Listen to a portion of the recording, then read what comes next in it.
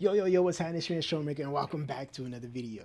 So this video is going to be extremely different from the other content that I usually push out. Usually I'm pushing out like reaction videos, but this video is going to be like a video that is going to inform you about specific things. Maybe it's crump, maybe it's finances, maybe it's health, maybe it's exercising, whatever it is.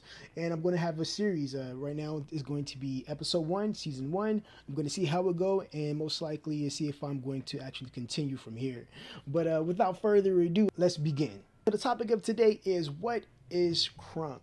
Okay, so before we get into the video, I'm going to ask you to like the video if you guys can. That would be amazing if you want to support me and subscribe to my channel. But if you want to support me even further, there you go. Here's my Cash App, and that's my Cash App name. If you want to support me further, you don't have to. This is just something if you want to continue, if you like what I'm doing. And also you can add my Instagram. That's my Instagram. I'm trying to get my followers up. You feel me? Okay. All right. So here's the index, and this is what we're going to talk about. So we're going to talk about what is crump. Okay. We're going to talk about what crump isn't. We're going to talk about what is the meaning of crump, and then I'm going to give you my thoughts. All right. All right. So what is crump? Okay, so crump is a dance that is created by tie-dyes.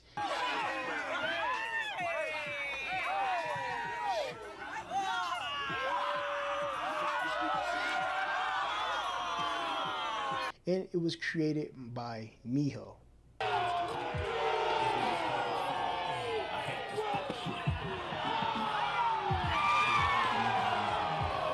Okay, and I'm gonna tell you what crump isn't. Crump isn't breakdancing. Crump isn't pop locking. Okay, crump isn't hip hop. All right.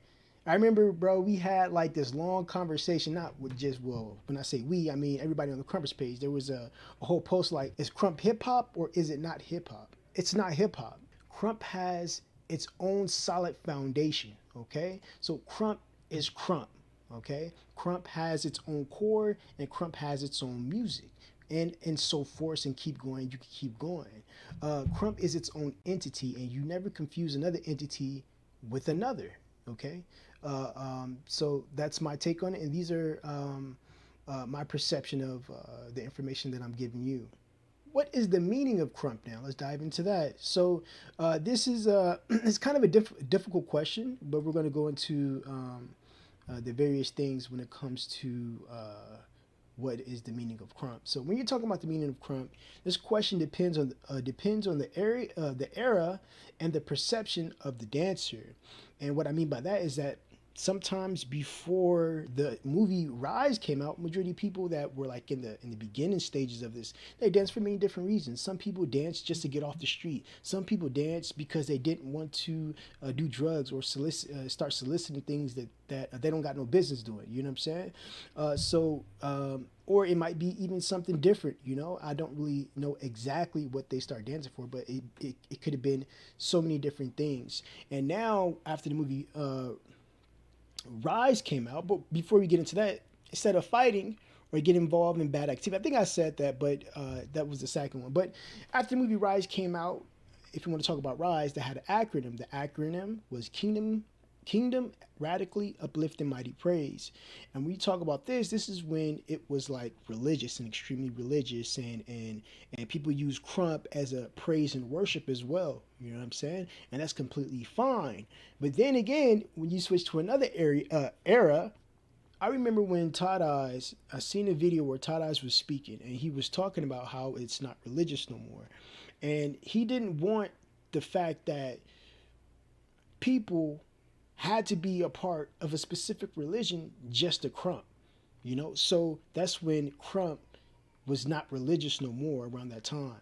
And today I don't think it's religious. So it depends on the individual, okay? So some people still might crump from this background, this kingdom radically uplifted mighty praise. Some people might crump for many different other reasons, just for self-expression, you know what I'm saying? So and that's completely fine as well. So this is the reason why I said it's kind of a difficult question, but it depends on the dancer. And either one, whichever one you want to dance for, whether it's from church, whether it's for not being on the streets, whether it's for any other reason, just self-expression, is completely fine. So go ahead and do you, okay? And that's about it. And this first episode, I'm always keep it short. And here's my closing thoughts. So my closing thoughts on everything when it comes to what is crump. I explain what is crump. And I explain the meaning of crump. So now you know the meaning of crump and what you can get from it. Okay. And the last question I actually have for you guys. And the question is, what does crump mean to you?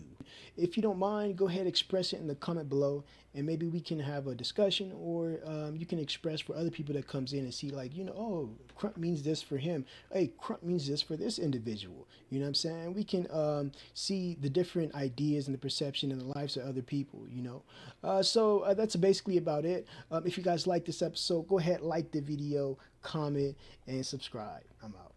Yo, what's happening? It's me, Troublemvkr, and welcome back to Troubversity. Okay, so now we are on episode 2. It's called Mental Health. And before I begin, I want you guys to like the video if you guys really like my content. That would be amazing if you want to support me that way. And if you want to support me even further, there is my Cash App. And you can follow me on Instagram. So we're going to talk about mental health. Today's going to be another quick video. We're going to be talking about what is mental health. Why is mental health important? We're going to talk about well-being, and I'll give you my closing thoughts. Okay, so number one, it says, what is mental health? Okay, oops, I went back. Is an individual that manages their thoughts periodically to better his or her mind. Okay, so when a person is managing how they think, how they maneuver, and getting out a lower energy state to a higher energy state, that's where it's set. So now, why is mental health important? So the reason why mental health is important, it helps the individual not to fall into depression, into anxiety, and etc. Now we're going to go into focus on your well-being. So what do you mean by focus on well-being? So I'll tell you. So when you talk about well-being, well-being is basically the state of being comfortable or being happy in oneself. Okay, so when you focus on yourself and not worry about too much stuff that's going around, focus on your mental health and not falling into depression and not falling in the traps of anxiety, you can then be able to conquer a lot of flaws and conquer a lot of bad mental thoughts that you have in your mind to lead you into the right direction that you want to go in. So when you focus on well-being, you know, the state of being happy, you know, the state of being comfortable, who you are, then you have truly achieved well-being. And if you guys really enjoyed this video, like the video, subscribe. And before I go, I have one more question for you guys. What are some of the ways that help you get over your mental issues? All right, I'm out. Yo, what's happening? It's your man, Troublemvkr, and welcome back to Troubversity, man. This is episode 3. All right, so we're going to go ahead and we're going to talk about the fundamentals of crump. Before we get in, I want you guys to go ahead and like the video, okay? So if you guys want to support me, like the video. If you guys want to support me even further, there's my Cash App. And go ahead and follow me on Instagram if you want to follow me there, okay? So let's begin. So when we talk about the fundamentals of crump, we're going to talk about jabs. All right, we're going to talk about arm swings. All right, we're going to talk about arm placements. We're going to talk about stomps, chest pops, butt hops, and then I'm going to tell you what I think at the end. All right, let's begin. Okay, so we are getting ready to talk about the crump fundamentals. Let's talk about jabs. All right, so when you're talking about a jab, when you're jabbing, and I can't really show because I can't get up, so we're going to have other people to actually show that as well. So when you're jab, you extend out and you come back, okay? So when you're jabbing, keep your arms up too. When you jab, you extend out and you come back. And it's like it's just like boxing. When you boxing, you jab and you come back. Same thing in crump. When you're crumping and you jab, You jab, you extend, and you come out. It's like a boom, boom. Okay? Boom, boom. It don't matter what arm, boom, boom. You can jab up, boom. Jab to the side, boom. Jab in the front. Same thing with the other arm. Jab from the front, up, side. It doesn't matter. It's still a jab. Okay? Now we're going to talk about arm swings. Arm swings usually come from the rotator cuff, from the top of your shoulder. So when you're arm swinging, I know you can't see my arm, so I got to do it this way. So when you're arm swinging from the top and you're going down. Okay? It's top, rotation, and going down. It's like, okay? You arm swing. And another thing, when you're arm swinging, do not hold it, because once you arm swing, hold and stop, it becomes an arm placement. When you arm swing all the way through and let go. So it's like a, okay? Boom. Arm swing with other arm, boom. Okay? So that's a arm swing. Okay, when you talk about arm placements, when you place your arm, basically it's simple. Placing your arm. Okay? Boom. My arms is up here. I'm trying to watch myself. Arm placement. When you place your arm in whatever position you want to place your arm. Right here, boom, right here, right here, right here, right here. These are arm placements. And then you can jab in your arm placement. You place it and jab.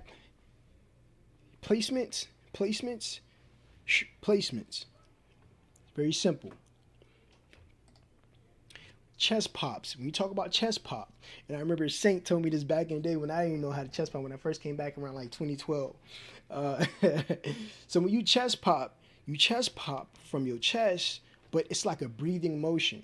Okay, I remember Saint always like, it's a breathing motion. I was like, man, how you hit so hard? He was like, man, it's just a breathing motion. Like when you breathe, it comes out, your chest protrudes out when you breathe, and you come back in. But when you pop, okay, that's not a pop. You're extending and you come back. But when you chest pop, you breathe and you pop. Boom. Another thing, you can hit different angles as well. You can hit here, here, here, here, come back. You know what I'm saying? You can have fun with it. Here, here, come back, come up, pop. You know what I'm saying? Chest pop. Okay, so let's talk about stumps. Stumps is your foundation, okay? Stumps allow you to be grounded in your crump, okay? Your posture as well. I didn't talk about posture. Posture is key as well. So when you stomp, it's kind of hard for me to show you right now, but when you stomp, your stump is your foundation and your key. So when you stump, it comes like a scoop. Sometimes it's a scoop and then you land. And sometimes there's different type of stumps that I really want to show y'all, but I can't show y'all right now. Okay, let's talk about buck hops. So buck hops allows you to transition in many different areas around the crump floor or the dance floor, whatever, and allow that crump movement to transition you into other areas. If you want to transition, buck hop is a great way to transition. That is a buck hop. So basically that is it. So this video shouldn't be too long. And here are my closing thoughts. I'm just giving you the fundamentals of crump. Hopefully I'm helping somebody out. It's just the basics, understand the basics of crump. And then in another video, I'll probably tell you how to use them, okay? You know how to jab, but how to use them to express yourself is another story, all right? So, but before I end, I'm going to go ahead and ask you guys a question like I always do. Have you mastered crump fundamentals? And if you have, go ahead and put it below and tell me how you done it, you know what I'm saying? But that's basically it. If you guys like the video, subscribe, and I'm out. Yo, what's happening? It's your man Showmaker, and welcome back to Troubversity. Okay, so we on episode 4, man. We continuing, and today we're gonna be talking about anxiety. All right, we're gonna be talking about anxiety. But before I begin, I want to ask y'all a couple of things. Can you please like the video, man? I really appreciate that. If you want to support my channel and subscribe, but if you want to support me even more and you like what I do, there is my Cash App. Okay. Also, you can follow my Instagram. And let's begin. Okay, so right now we're gonna be talking about anxiety, but I'm not gonna hold y'all for too long. Okay, I'm not gonna hold y'all too long. It should be a short video, and then you guys can go on your way. All right, so let's begin. Chapter 1. So what is anxiety? Okay, so anxiety is when you have intense worry or fear Okay, so the second thing, what causes anxiety? Okay, so when you talk about what causes anxiety, you can talk about social influences. Okay, you can talk about family background, certain things that happen in your family background, and it leaked over into your mind. If you're worrying about anything like something small, like let's say if you have a test tomorrow and you have so much worry about the test, and it can create so much fear and anxiety. Okay, it leads to anxiety, and before you even get into the room, you're already like and shaking and don't know what to do. So that can cause it, and stress, fear, all of that stuff, man. So where should you go for help? So when it comes to anxiety, it's a mental health issue. It's a mental health issue. And when you have a mental health issue, where do you go? You go to psychologists. You go to psychiatrists and understand the two difference, and what they, who they are and what they do and their background, the two difference, okay? And also what I advise you to do is someone that has a lot of wisdom or experience. And the reason why I put this in is because sometimes people don't have a lot of money to go to a psychiatrist. And then sometimes you go to a psychiatrist just to have a consultation. You have to pay like $200 or even maybe $100, maybe even more. But a psychiatrist, it might be more because they're actual specialists. This is what they do. And psychologists, you might not have to pay an amount that big, but you still probably have to come out the pocket with something.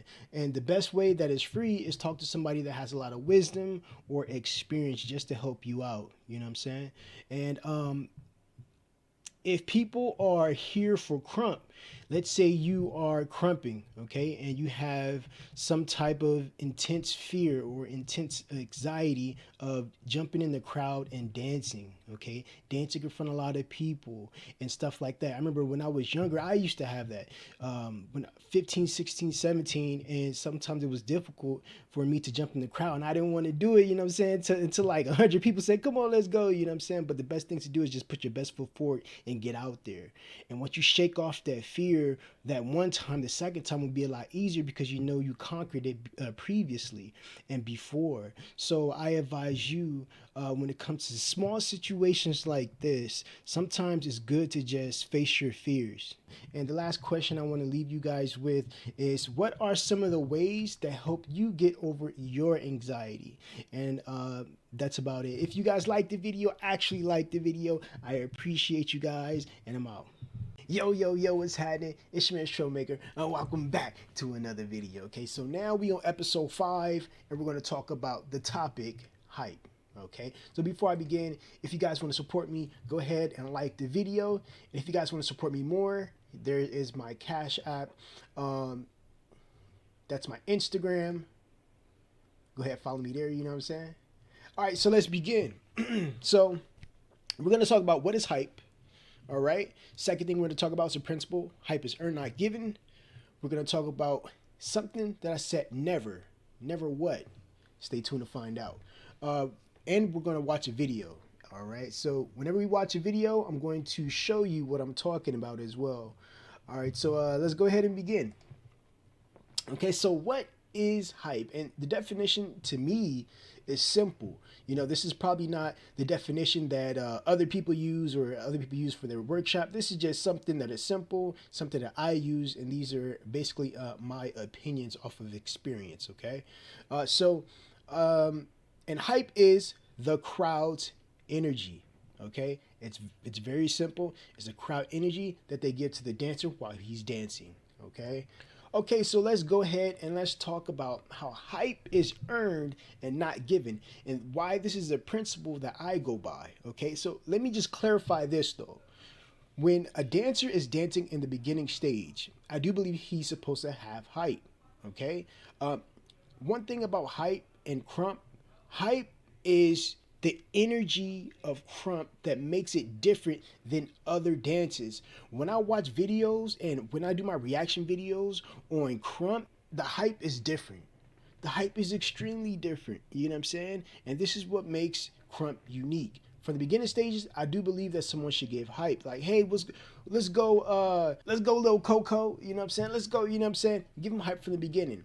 However, to get to the higher levels of hype, you have to earn it. And this is what I mean. And this is the this is the principle that I go by. Okay, that's what I mean. Okay, so for the higher stages, you have to earn your hype. The mid and the higher stages, the levels, when you get to that level, you have to earn your hype. You get what I'm saying? So let's go to the next one.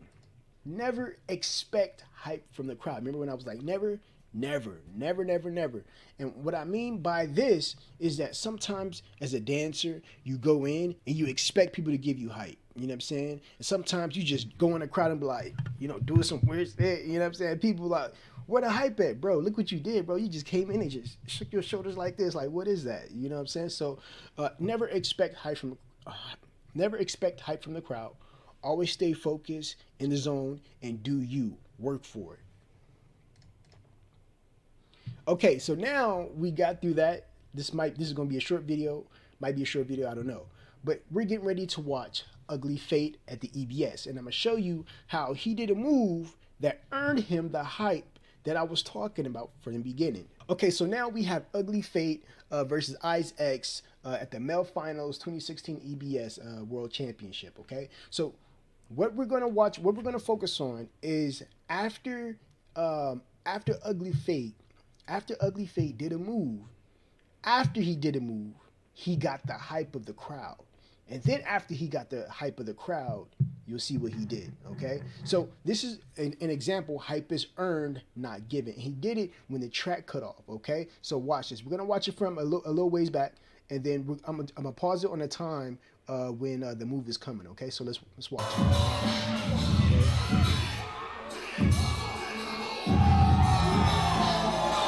Okay. Hey, let's go.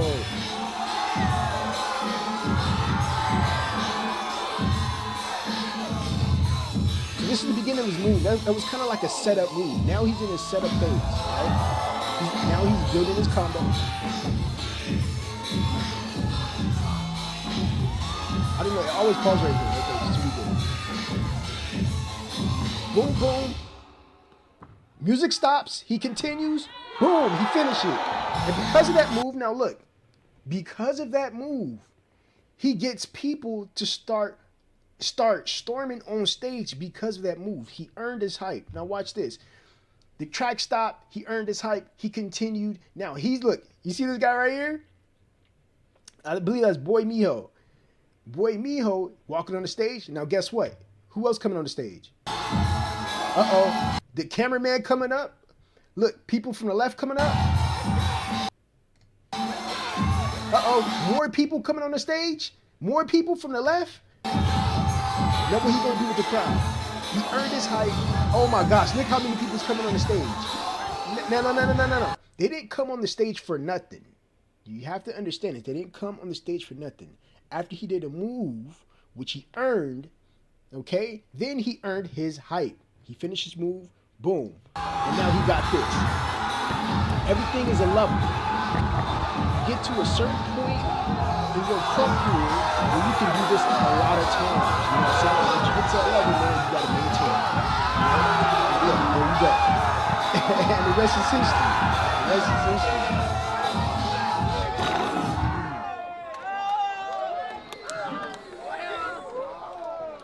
Man. Shout out to Ugly Fate. So basically that is it. You know what I'm saying? So now in my closing thoughts, I explained what is hype. It's the crowd energy.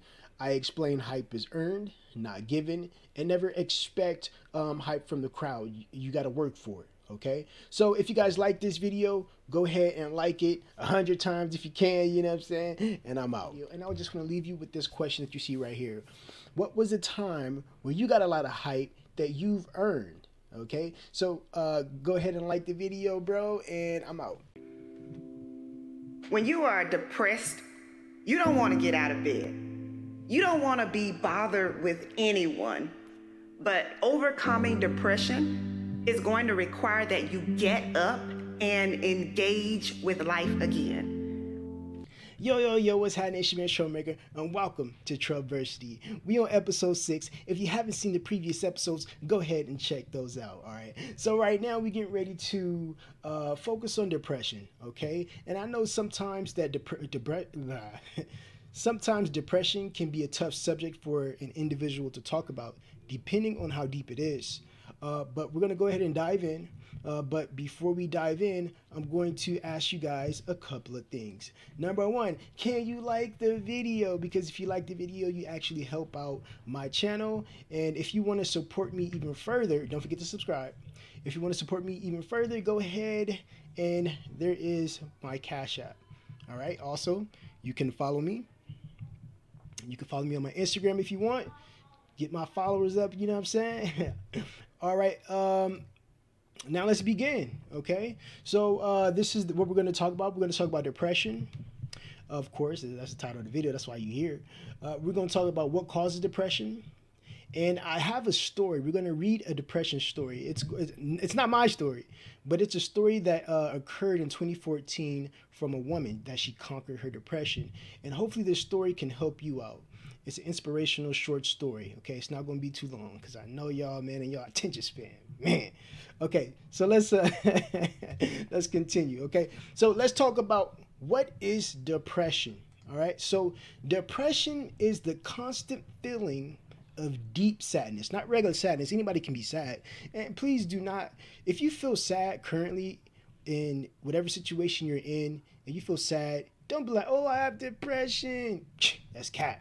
Okay, so when you have deep sadness and a continuation of this deep sadness, you then can be diagnosed as depression. However, when it comes to diagnosing someone from a doctor or a psychologist, remember, I am not a doctor. This is a disclaimer. This is a disclaimer. I am not a doctor. I am not a psychologist or a mental health teacher. No, I just enjoy I enjoy psychology. So because I enjoy psychology, I'm teaching you guys some information so it can help you out. So when it comes to this situation and diagnosing someone, when you diagnose someone, sometimes you have to be under like 5 or 6 conditions of depression before they actually diagnose you as you have depression. But yeah, so that's what that is. We're going to move on to the next one, okay? So what causes depression? Okay, so let's talk about it. Okay, so what causes depressions? It can be genetically. You can have a genetic issue that's happening within your mental chemistry. Certain medication that you're taking can cause depression. If you just had an altercation or a conflict or with a friend, you thought that friend was really down for you and that friend wasn't down for you or whatever, and now you're at home and you're thinking about it, that's depression.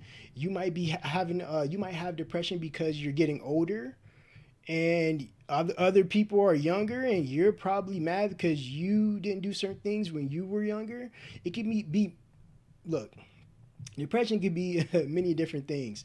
Even if you had a loss, a death or loss, something that is that makes an individual grieve, that's depression as well. So those are things that causes deep depression.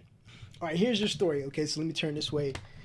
I'm gonna be reading this way, y'all. Okay, I'm reading this. So this is my screen. I got a screen here, but this is my screen. I'm gonna look this way. Okay, so I don't know how to pronounce this name, but we gonna wing it. Okay, her name is Gervais, and I don't know if this is her real name, but we're gonna call her Gervais. Okay, so Gervais, this happened in 2014, and this is her story. So Gervais struggled with depression twice in her life. Both dealt with life and death. The first time was after her brother died, and the second was after she gave birth to her child, who is now 14 months old. Her brother's death resonated with her entire family, but it really hit her hard. It was a sign that everything doesn't last forever, she said. The death of my brother changed how I prioritize people and events moving forward. Gervais wrote in her blog post, I skimmed the fat from my life and made peace with my own demons. Then she met Kevin, and the two had a child. In 2013, Aria Rose. Aria and Rose or Aria Rose? One or the other. Her daughter's birth also spawned depression of Gervais. Okay? It wasn't so much having a daughter that made her depressed, but rather her having to reevaluate who she was as a person. Interesting. Now listen. She could no longer be the partier. Somebody fact check me on that word. She once was. She had she had to be responsible, but soon. Little Arya helped Gervais rise up and overcome her depression. That's interesting how a child comes into your life and help you overcome your depression. That's great. Arya is my compass, she said. Gervais said in her blog post. My why. She is the reason I quit my sales job in February 2014 and went full time as a life coach. My intuitions would not be quieted, and I deeply respect that little voice. My life's experience have taught me a powerful lesson about the undervalued strengths to be found in our raw human connections in our relationships. She also told Desert News National that yoga helped her overcome her struggles too. Outside of exercise is really the secret key to battling depression, as it gets endorphins pumping, which are needed, she said. And now I want to talk to my viewers is that what did you guys get from this story? Okay? Did this story actually help you out? And this is interesting. She said even when she had a kid, the kid helped her overcome her depression. That's actually pretty phenomenal if you ask me. And it made her rethink her life. She had to change immediately. Okay, so that was a story. Hopefully that story helped you out in any situation that you're going through, whether it's a loss, maybe you have depression of age, or maybe any type of conflict. So hopefully this helped you out. And the last thing I'm going to leave you guys with is that what are some of the stories that help you overcome your depression? All right, if you like this video, actually like this video and comment below. I'm out. Yo, what's happening? It's your man, Troublemaker. Welcome back to another Crump video, okay? So we on Troubversity, episode number 7, and here we go, okay? So the topic of this video is going to be the elements of Crump, and what are they, all right? So let's go ahead and go to the next slide. But before I begin, if you want to, the best way to support me is to just like the video, okay? So like the video, and if you want to support me even further, go ahead and you could donate there if you want to. You don't have to, but if you want to support me further, that would be great. Okay, so that's my Instagram, and we're going to keep moving forward. All right, so what we're going to talk about today is going to be called the elements of Crump, and what are they? So what are the elements of Crump? And then we're going to explain them.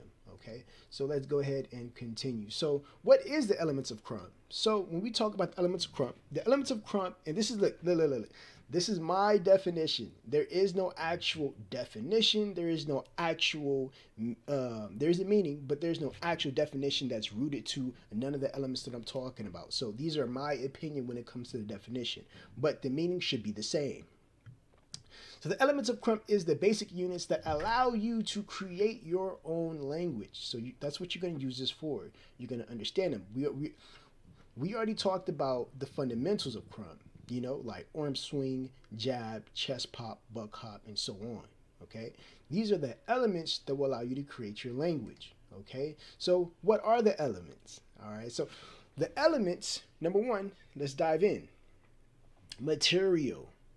Even when I heard this, it was kind of confusing to me until I sat down. I was like, okay, what is material? What do you guys are talking about? Okay, so material to me is the type.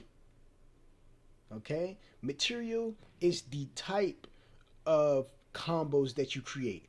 Material is the type of moves that you create. Do you understand what I mean? For example, someone might have the type and the way they start can be, hey, he might have the type of material he might have could be grimy. The type of material someone else have might be raw. The type of material that someone else has might be flashy. You get what I'm saying? Or maybe it's the way you start off.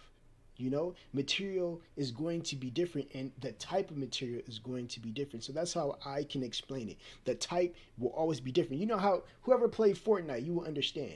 When it says material and how much material you have wood material, you have gold material, you have bricks, and you have metal. It's different types, but they're all still material. Hopefully that explains it. Now we're going to talk about character and what character is. Okay, so when you talk about character, and let me talk about the thing that I don't like about character. Okay, let's talk about that first. So when you talk about character, a lot of times people would have, so let's say his name is Lil Coco. Let's say this dancer name is Lil Coco. And he has a character and he wants to become the Joker. Okay, Lil Coco puts a mask on, puts makeup on, whatever, and then he becomes a Joker. All right, but when he dances, he still dances like just Little Coco. You don't see the Joker in him. He looks like the Joker, but you don't see Joker in him. Do you understand what I mean? Okay. So when it comes to character, character allows you to become something that character allows you to become anything that you want to become and express that through your dance. Okay. So when Lil Coco becomes the Joker, when I watch him, I'm thinking he's going to start walking like the Joker. I'm thinking he's going to add elements of how Joker posture would sit. Now you understand what I'm saying? I'm thinking that he's going to be able to think like the Joker and move. How would Joker, this is how you got to think, how would Joker build his combos? How would Joker build what type of material would Joker start off? How would Joker start off his material into his combos? That's what I would say. You get what I'm saying? And this is what's different for me when I look at character. If I go to an event and someone has a character, no matter what it is, I would think you would express that character fully. And I'm not saying throw away all your elements and who Lil Coco is. No. Lil Coco will always be Lil Coco, but add a little bit of elements that will help us see that you are expressing Joker in a different way. That's all I'm saying. And that's character to me.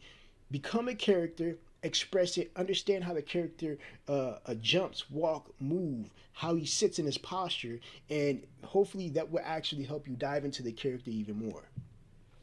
So when you talk about traveling, okay, so when it comes to traveling has two meanings to me.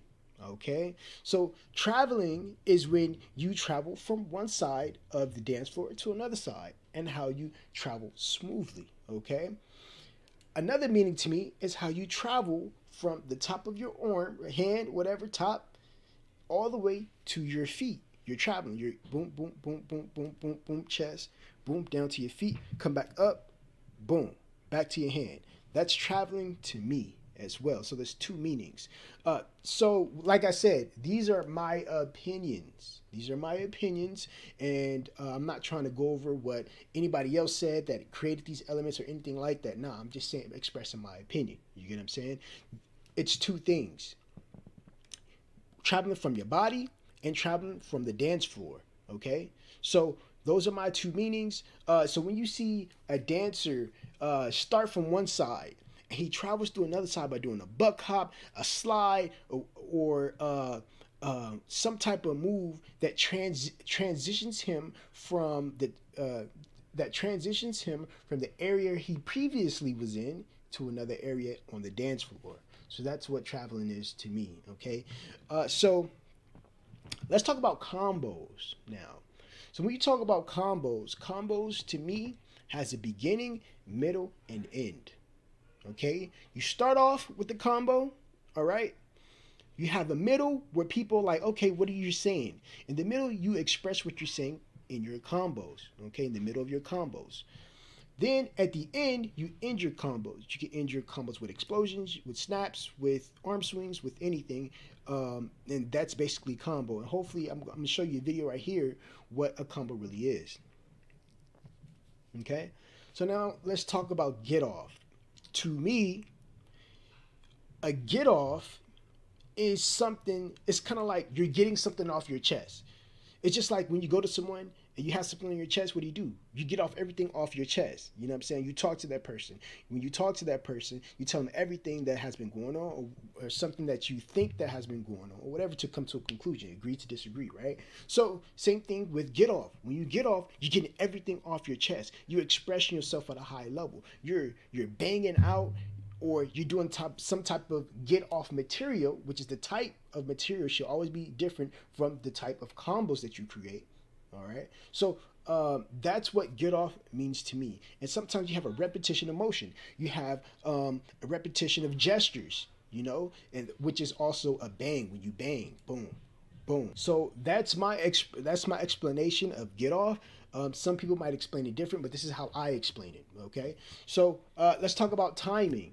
Timing is knowing when to bank, when to get off, when to use a combo, and when to use specific moves. Okay. So that's what time. You have to know the time. Okay. You have to know what time you're going to implement these things to have your round to increase and reach a higher point in your round. You got to know the timing. You know what I'm saying? You got to know when to hit him with a combo. You got to know when to bang. You got to know when to pause and pose, or when to do a taunt. You know what I'm saying? You got to know when to do these things. Also, timing could mean actually being on time on the beat. Being on time on the beat, you know what I'm saying? This is just me, but also I believe that's musicality, and that's what we're going to get into next. Musicality is about riding the beat. You gotta know. Well, if you're dancing to a track and you're battling someone, and you have a track, and the track is like, and you hit that in your moves, you know what I'm saying? And you're on time to do those moves when the beat go. That's musicality. Okay, you understand how the beat moves, and you're moving fluidly with the beat. You know, musicality can be different explanation from other people, but this is my explanation, and those are the elements of crump. Okay, so if this video helped you out, let me know in the comments below. And the question I want to ask you guys is, how would you guys create your own crump language with using the elements of crump? Okay, explain in the comment below. But if you guys like this video, actually like the video, subscribe to my channel, and I'm out. Yo, what's happening? It's your man Troublemvkr, and welcome back to another YouTube video. Okay, so this video is going to be extremely different. We're going to be talking about the NBA basketball player Kyrie Irving. There's some allegations thrown at Kyrie Irving about him retiring, and more concerning Stephen A. Smith and other people in the media that's not talked about as well, especially the basketball commentators and the basketball analysis, or the sports analysis. Okay, so we're going to listen to his thoughts, and we're going to see his point of views when it comes to this specific situation, because a lot of people always hear the sports analysts' point of views, but they never actually listen to the player's point of views. And if they do, it's always vague. So Kyrie Irving got on his own platform, which is Instagram. Okay, and then he began to speak on his thoughts concerning specific situations. So if you guys like this content, actually give me some likes, and if you guys agree or disagree, comment below, and we can maybe discuss it. And also, if you guys want more content like this, let me know in the comments below as well, and I would love to talk about many different things, whether it's basketball or other information concerning mental health, or even deeper. Okay, so let's continue. Me, and it's not about me dispelling what's being said about me particularly, or for anybody. It's just saying, I'm standing with all those that, believe in what's right and are doing what's right for themselves. Everybody has a personal choice with their lives. Everybody has a right to feel a certain type of way. Everybody's entitled to their own opinions. Everybody's entitled to do what they feel is best for themselves, and putting me as a hero or painting me as a villain, sort of say, or going against the vaccine mandates, like that wasn't my intent at all. And to be sitting in this seat here and seeing, the way that this is dividing our world up, being vaccinated or being unvaccinated, it's just sad to see.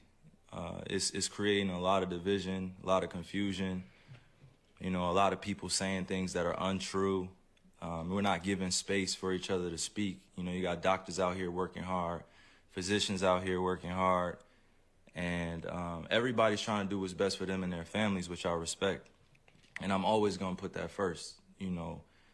Everybody out there, it's not, listening to me or making this about me or painting this picture like, yo, I'm the voice of reason, so you should do this. Nah. Like, it's just about staying real and staying true to who you are and making the choice for you what's best. Everybody has their own family. Everybody has their own tribe. Everybody has their own issues. And real quick, just to put my 2 cents in right here, bro, I 100% agree with that statement right there. Like you said, it's about being true to yourself, being true to your family and your friends that surround you. It's about authenticity, and that's important. And that's one of the principles that I'll go by as well. But let's continue. or traumas that they're dealing with, trying to heal from, and I'm just trying to support as best I can. You know, I'm a hooper. You know, I've been a hooper since I was, you know, down there 4 years old, and you know, coming into the NBA, I just had a dream to play ball at a high level. You know, I didn't anticipate all this coming with it. But if I am going to be responsible for my own life, then I got to speak on things that truly matter to me. You know, I had to stop running away from using my voice and using my platform to, you know, speak on what's true and what's mine. You know, nobody's going to hijack my voice. Nobody's going to take the power away from me that I have for speaking on these things, you know. And don't believe that I'm retiring. Don't believe that, you know, I'm going to give up this game for a vaccine mandate or staying unvaccinated. Don't believe any of that shit, man. Like really be aware of what's being said. It's crazy how, so just to let you guys know a backstory, Stephen A. Smith had made some comments toward Kyrie Irving. And there was other people that made comments to Kyrie Irving in the sports community, mostly sports commentators and analysts. So that's what he's responding to those allegations. So he's saying, don't believe a lot of those things. If you want to know the true information, you got to come to him. And I completely agree with that, 100%. So just to give you a brief run-up of what he's talking about, that's where he's going. So let's continue. Before I even get a chance to be on the podium and speak for myself, you know what I'm saying? Like, all these people saying all these things about what's going on with me, and it's just not true. Pay attention to what's going on out in the real world. You know, people are losing their jobs to these mandates. People are having to make choices with their own lives, which I respect. You know, and I don't want to sit here and play on people's emotions either. Just use logic. You know, what would you do?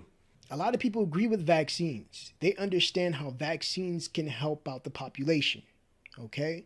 However, they don't agree with mandating vaccines.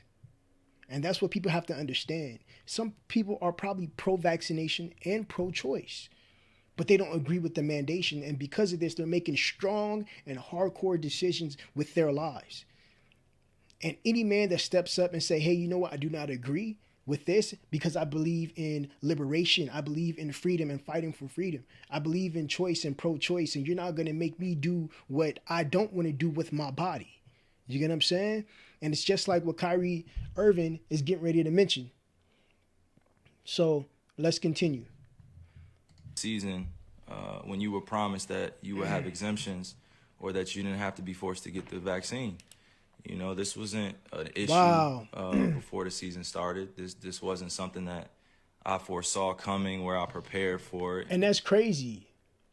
They promised him, stated by Kyrie Irving, they promised him that if there is a vaccine mandation, there is some exempt forms that's going to not allow you to get the vaccine. So he trusts those people. He trusts those business people or those people that were close to him, or maybe he just trusts the information that the NBA was giving. So now you get to this point where he's at in the NBA, where they're saying, hey, you know what? When it comes to any type of home game, you're not going to be able to play because you need at least one vaccine. And if someone doesn't want to get the vaccine, you should respect that man according to his decisions. Let's continue. And, you know, I had a chance to strategize on what was going to be best for me and my family. I came into the season thinking that I was just going to be able to play ball, you know, be able to use my talent to continue to, you know, inspire, influence people in the right way. You know, like putting this on me is just like, why are you putting it on me? You know, like this is not part of, you know, what's going on in conversations with scientists, physicians, and doctors. I'm just a hooper, right? Like I'm just a person who's being utilized as an example. For some odd reason, you know, people love to have my name in the mix of just some BS. Like, just hearing the way people speak you know, with so much conviction about what I should be doing in my life and what, you know, my teammates should be feeling about me, what the organization be feeling about me. And to be honest with you, if you really know me, I mean, and you see what I do out there, I put in a lot of time into my craft. You know, I I'm not sitting here to give y'all information, give y'all a whole bunch of, my wisdom beyond my years and knowledge. Nah, I'm just here to stay real. I'm always going to stay true to me, and that's me. This is my life. I get to do whatever I want with this. This is one body that I get here, one God body that I get here. I agree. And you telling me what to do with my body, and it has nothing to do with the organization. I'm going to put that out there. It has nothing to do with the Nets. It has nothing to do with my teammates. This has everything to do with what's going on in our world, and I'm being grouped in to something that's bigger than just a game of basketball. And, you got that fandom, which is like a religion to people out here. Basketball is like a religion. Entertainment is like a religion to people. They, get so caught up emotionally. It's just like, yo, effing get vaccinated or just leave. We angry at what you're doing, man. And it's just like, nah, that's, what are you talking about? I'm a human being. I have emotions. I have feelings, I have thoughts, things that I keep to myself, things that I share, but I'm staying grounded in what I believe in. And it's crazy. It's just as simple as that. People would look over your personal choice in your life just to continue entertainment for themselves. He literally just said that there are fans that say, hey, shut up and just get the vaccine so we can continue the sport, or someone on that lines. They're overlooking at this man's decision instead of saying, hey, you know what? I want to understand why Kyrie Irving is not taking the vaccine, and I want to hear his opinion. I want to hear his decision that he's making, and I want to understand why he's making the decisions he's making, so I can have a better perception on who this man is. Now, if I'm looking at Kyrie Irving like this, and I'm saying, you know what? Hold on, let me rephrase what I'm saying. If I'm looking at the media, and I'm looking at Stephen A. Smith making comments about making comments. If I'm listening to Stephen A. Smith making comments on Kyrie Irving and his vaccine decision, after I heard Stephen A. Smith's point of view, I want to hear Kyrie Irving's point of view. Then I want to make my decision, even as a fan of basketball, football, or any other sports. Never make a decision just because one person said a specific thing about an individual, and then say, you know what, take the vaccine, shut up, and let's get back to basketball. You know what I'm saying? Nah, man. Sometimes it don't go like that, man. And you got to understand that every man and woman in this world are human beings, and you treat them accordingly. And just because another person has allegations, let him speak for himself. And now he's speaking for himself, and hopefully basketball fans can understand his point of views. Basketball fans can understand why he's making the decision he's making. And I agree with him 100%, especially when you get into the information on how a vaccine process of development for approval is supposed to go.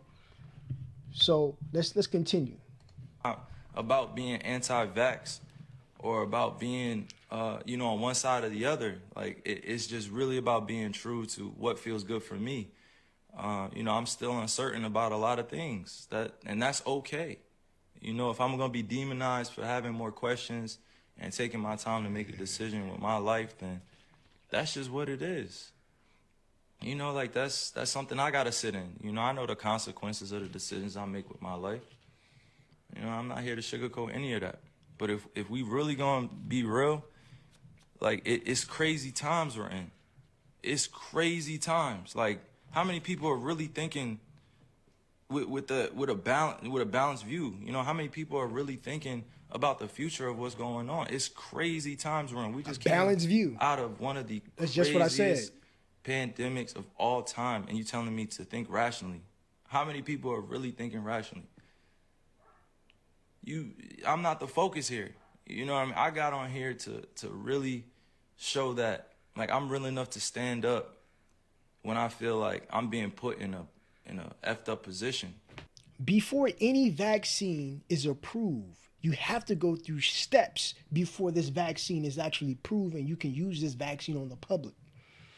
And when you understand the phases that the vaccine has to go through, you will understand that the jab that we are currently getting, or people that they're trying to mandate, has not been through the process adequately or accurately. once you understand and do specific research concerning the development or the process of regulation when it comes to vaccines. So in his defense, he has the right to say yay or nay. And people have to respect that. And that I haven't hurt anybody.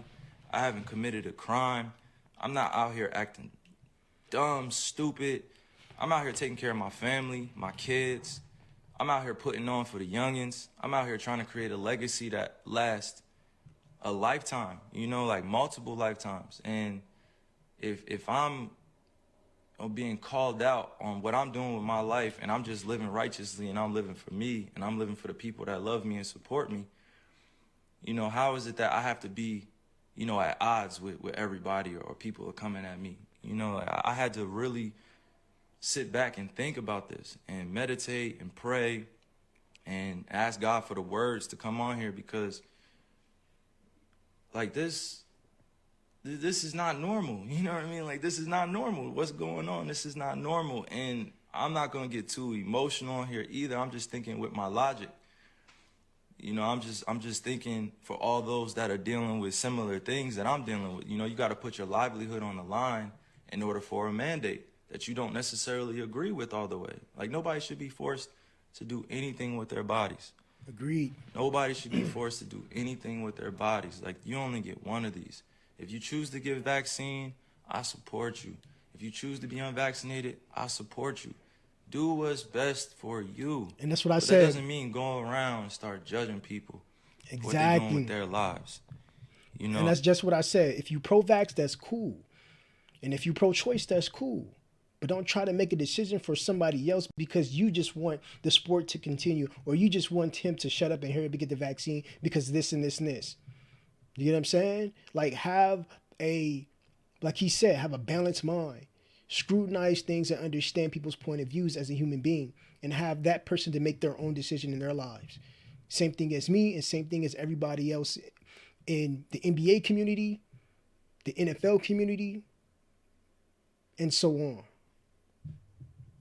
Like, I'm going to continue to serve others. I'm going to continue to be me.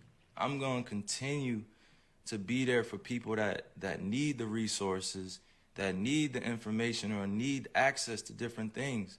You know, it's big fights out here for social issues. You know, we still got racism going on. We still got violence going on. We still got social injustices going on. And to process all that and still go out there and entertain, it's not the easiest job. You know, like, I'm human. I feel all these things. I don't just go home and just be thinking about ball all the time. Like, that's not reality. You know what I'm saying? Like, that's really not reality. If you go home and you only thinking about your entertainment or your job or what you got to handle. You know, like, the reality is that if you truly connected to the source, to the creator, you're going to care about others sometimes more than you care about yourself. Damn, I like that. You know, I love just people helping one another. That's always going to be me, right? That's always going to be. Some people don't feel the same way, and that's all. Yes. I'm not here to. And that's what this whole channel is about. Understand that we react to videos, but when you come into Troubversity, you begin to learn new things about mental health and so on. And that's the reason why I'm talking about this video as well. So let's go ahead and continue. 100% agree, bro. But to continue to play with my name, you know, to continue to play with my image, continue to paint me in a certain type of way without me speaking, like, these dudes are puppets. Like, come on, like, you going on TV speaking about stuff that, you know, my family has to see. You know, my friends have to see, like, supporters have to see, and then I have to come on here and address all this in a certain type of manner because it has to come authentically. You know, like, it can't come with a script. These dudes read off scripts. You know, they calling me unintelligent, calling me all these different types of names, and they will never say it to my face. They will never, ever come up to me in person and say that type shit to my face. Ever. Fans, anybody, like, anybody come up and say that to my face, like, because they know what I stand for. I stand for so many things bigger than this game. And right now, it's not just about the game of basketball. It's about helping your fellow human being understand that they have a choice. You know, if you're staying safe, you following COVID protocols, you wearing a mask, and you're unvaccinated or you're vaccinated, you know, like that's on you. Like you should stand on that. But that doesn't mean going out and advocating for things for other people to do with their lives. Like you can't be on both sides. You can't be like, yo, I'm gonna do this and I'm gonna do that. I'm gonna do this. No, make a choice. Like stand with everybody. It's all good. It's all good if you at peace, you know, with the world. But I'm not gonna continue to be at odds with myself and my own beliefs and what I stand on because it's not agreeable or people don't see it as the right choice to me. You know what I'm saying? And I just continue to pray for all those out there that have lost people to the pandemic, to COVID. You know, I continue to pray for all those that are dealing with things in their lives that they can't handle it or don't have, you know, the ability to speak up, or they don't have the people around them to support what they're doing, or, you know, they don't have everything that they could possibly want, you know, to make an ideal life. You know, I'm very fortunate that I get a chance to go do a bunch of these to inspire, you know, countless individuals, but it's not just about this. The youth. You know, sometimes I got to be able to use my voice, use my mind, use my heart to let people know, like, I'm here as a beacon of light. You know, I'm here as a beacon to be used, you know, with God. I'm a messenger. You know, I'm not going to go beyond my means and speak on things I don't know about. But one thing I'm not going to tolerate is standing around while I'm watching, you know, people like do things around me that that are very questionable. You know, if it was just about, you know, just ball or just about the craft, and that would be cool. Like we had that conversation. But this is about real life and real choices that people are faced with. Thousands, hundreds of thousands, almost millions of people are deciding to be unvaccinated. Millions of people are being vaccinated. There should not be a divide here. We should be accommodated equally. We should be accommodated equally. There's so much that we can do for one another to help, but to demonize one another and judge and continue to point the finger and be like, yo, you should do this. Like, think about what that puts a person, what type of position that puts the person in. You backing them up against the wall to, you know, make a decision out of fear, out of having anxiety, or they just don't know. Peer pressure. So I'm sorry that y'all had to witness like all of this being torn down around me, and I'm sorry that y'all, you know, you guys had to hear that I'm anti this or anti that without hearing it from me. It's a time where you just gotta really just say, yo, F this. I'm gonna say, yo, it's up to me now. It's up to me, and I'm always gonna remain safe around people, you know, because this is the times that we're in. We're in very, very, very strange, crazy times. You gotta think rationally. Use your logic, not your emotions. Everybody wants to speak from emotions. Everybody wants to speak like they know. Everybody wants to speak like they're conscious, like they're woke. And I've actually been that dude, you know, speaking constantly, trying to, you know, put my ideas on people and trying to wake them up and trying to force thoughts on them. And that wasn't the right way to go. That wasn't the right delivery. You know, I could have my beliefs, but that doesn't mean I have to have everybody believe what I think, that I have to convince everybody this is the right choice. Exactly. That's not the way to go. Like, I've said some of the dumbest things in my life. And honestly, bro, just to be real, this also can correlate to religion as well. Because a lot of people have a specific belief about Christianity and other religions, and then because they believe a certain belief, they come to you and try to force you to believe in their beliefs, which is incorrect, and I don't go by that type of movement. Even I have a belief. I'm a spiritualist. However, I'm still not trying to force spirituality on everybody in the world. Every man has the right to believe whatever religion they want, to make different choices, where they can be pro-vax or pro-vax, pro-choice, anti-vax. They have a choice. And every man should be able to exercise that freedom of choice whenever they want to. Every man, every woman in this world, every child. You should be able to say, hey, you know what? I don't want to do this and I want to do this, and not to be forced. So the number one problem right now is just the vaccine mandate. The mandation of the jab. And because it's being mandated, people have issue because of that. And it's like you're taking away people's human rights. People's human rights to say, hey, you know what? I don't want to do this, or I do want to do this. You're taking away that choice and say you have to do it. Because we said so, there's a lot of things going on, because this amount of people had died with this statistic and this statistic. This has not been distributed to the people of America properly concerning the vaccine and how the vaccine was developed over time. Usually, when you have a vaccine, you have to go through the process or the stages for regulation. Like, I've made so many mistakes before, and I have to be okay with making those mistakes in the public eye, you know, and that's not always a comfortable position, but it is what it is, you know, and I'm responsible for that influence, and I'm responsible for my life as a mature individual, but I'm not going to continue to dance around you know, these issues like it's not going on in our world either, you know. But I'm damn sure not going to judge you if you have a different opinion to me. I'm going to listen to you. I'm going to download it. I'm going to let you speak. I'm going to listen intentfully, and I'm going to do it in a way where we can both come out of it from with an understanding. And the youth are always watching. You know, they're always watching us grown folk, you know, like they're always watching. And if we don't take a stand now, then they're going to think it's cool to just be at odds with one another and beefing with one another over thoughts and who's doing what in comparison and all these other things, you know, like, and I didn't come here to go like deep into semantics and stuff. I just came here to use logic. I'm not going to use my emotions and you know, continue to like, you know, like just overspeak or overthink this. You know, like, I'm standing for peace, and I respect all walks of life. No matter who you are, I respect you. You're going to do what's best for you, and I respect you, and I love you. That's just who I am. You don't have to feel the same way, but I'm going to love you. Like, we have so many different individuals out here doing so many great things.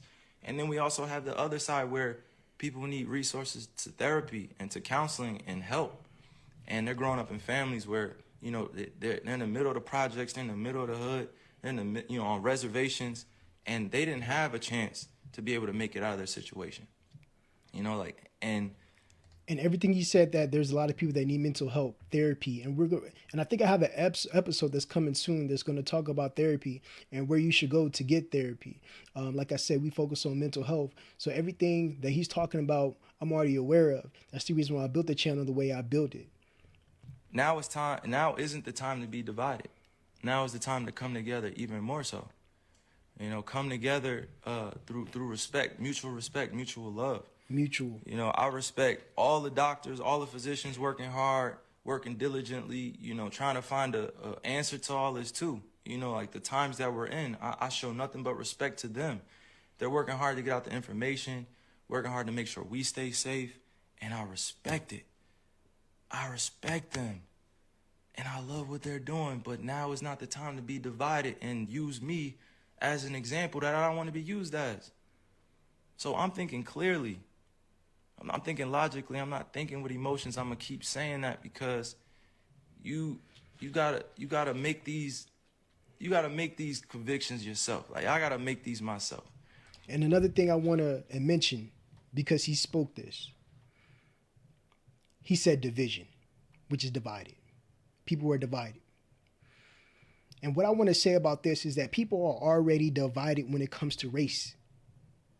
People are divided, separated. Now, when it comes to this vaccine, they divide you more. How? You're like, what do you mean? They divide you from the vaccinated and the unvaccinated, or the vax and the anti-vaccination. Are you an anti-vaxxer? That's what people say now. Now we're having more wars against ourselves instead of standing together as a community and fight for freedom. Always stick together with the people that you are around, people as a community, because the more we are divided and become against one another is the more we fall, the faster we fall. if we don't come together and understand people's point of views, whether you are vaccinated or you are not vaccinated, you should all understand that man's choice and why he made that decision, and let him make that decision. It's his choice. Pro-choice. I'm all about choice. It's gonna continue to revolve around this and that, and yo, you're gonna lose out on money, and you're gonna lose out on this. Like, so what? It's not about the money, baby. It's not always about the money. It's about choosing what's best for you. You think I really want to lose money? Hell no. You think I really want to give up on my dream to go after a championship? You think I really just want to give up my job? You think I really just want to sit at home and not go after the things with my teammates that I've been able to grow with, to learn that it takes sacrifice in this space? Because we could be easily at home chilling with our families, but we're choosing to go out there and perform. You know, and even in that job, like that's a dream come true. I've been working on that since I was in 4th grade. You think I want to give up my livelihood because of a mandate, because I don't have accommodations, because I'm unvaccinated? Come on. I'm not going to be used as a person in this agenda. You know, like I'm not even going to speak on that. I'm just saying, like, it should not be divided amongst all of us. It should just be understood and respected. We just talked about division. Mind you, once again, I'm going to repeat, this is not about the Nets. It's not about the organization. It's not about the NBA. It's not politics. It's not any one thing that I'm pinpointing here. It's just about the freedom of what I want to do. You know, now isn't time to be demonizing everybody from making a choice what's best for their lives. And I'm going to repeat that. Do what's best for you. But I am not an advocate for either side. I am doing what's best for me. I know the consequences here, you know, and if it means that I'm judged and demonized for that, that's just what it is. That's the role I play. You know, but I never wanted to give up my passion, my love, my dream, you know, just over this mandate or what's happening in our world. I didn't expect that going into the season. Come on now, I love this game, like love the game. But sometimes you really got to make choices that ultimately can affect that. And it's unfortunate, but that's where we're in 2021. I am bona fide hooper. My legacy will be written forever. I'm grateful that I was given this talent to be able to perform on a high stage, you know, but it's not just about that at this point. You know, it's bigger than the game. And the way that they're trying to paint everything that's going on, I just want y'all to stay aware that, you know, they're trying to use me as an example for some odd reason. Continuing to go at this, go at that, and it's okay. You know, it's okay. I'm going to be okay, but the people that support me, just know I'm rocking with you. Just know I'm rocking with all those that have lost their jobs to this mandate. And I'm rocking with all those that chose to get vaccinated and are choosing to be safe as well. I'm on both sides of all this. Like, I support and respect everybody, everybody's decision, you know, and the financial consequences and stuff. I know I do not want to even do that, but it's reality that, you know, in order to be in New York City, in order to be on the team, I have to be vaccinated. I chose to be unvaccinated, and that was my choice. And I would ask y'all just to respect that choice. And I am going to just continue to stay in shape, be ready to play, be ready to rock out with my teammates, and just be part of this whole thing. You know, like, this is not a political thing here. This is not about the NBA. This is not about any organization. It's really about my life and what I'm choosing to do. And I'm just grateful that I get to speak on this in this fashion, because I had things written down. Like, I ripped out the paper, but I had things written down where I wanted to make sure I stayed focused on the points that mattered. You know, so I'm praying for everybody out there that's lost somebody or that is dealing with this pandemic in some type of way. You know, and I just pray that we find clarity during these times. You know, and that's just where I stand. So, okay. You know what? I'm gonna play the last part. All this can be figured out in the future, and you know, I'm able to play the game that I love and go after a championship with my team. You know, and be with my teammates, but also, you know, I have to stand with all those that are vaccinated and are choosing to go back to work, and they have a job to do, and I'm supporting them. And then also the unvaccinated that are being mandated to do this and are losing their livelihood. So we got to come together. You know, no more division. Exactly. So, peace and love to all y'all, man. 100%, Continue man. to serve the world. All right. Stay up, Kyrie. So just to close things out, I really do believe that Kyrie Irving is in the right. In the choices he's made, even the way he handled this Instagram video, logically and not emotionally, to be rational and not irrational.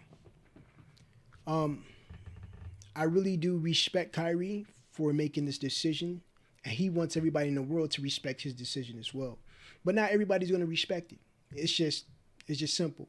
A lot of people is not going to respect his decision, my decisions, or anybody other decisions, you know. But he reached out to his fans. He reached out to the NBA. He reached out to people that like Stephen A. Smith, like, hey, you know what? Some of the stuff you were saying about me retiring, I'm not retiring. Some of the stuff you were saying, I'm still here, and I'm going to keep practicing just to be prepared to play with my team. If you said I can't play in all the home games because everybody in the home games need to be vaccinated, that's completely fine. That's what he's saying. But everyone else that you don't need to be vaccinated, he will play. He's completely fine with that, and everybody else, even the organization, should be fine with that too. Like he said, he don't want to lose money.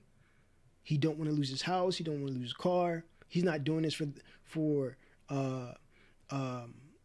he's not doing it for a publicity stunt. He's not doing it for any other reasons you can think of that can be against or even for him. He's doing it because he believes in freedom like I believe in freedom.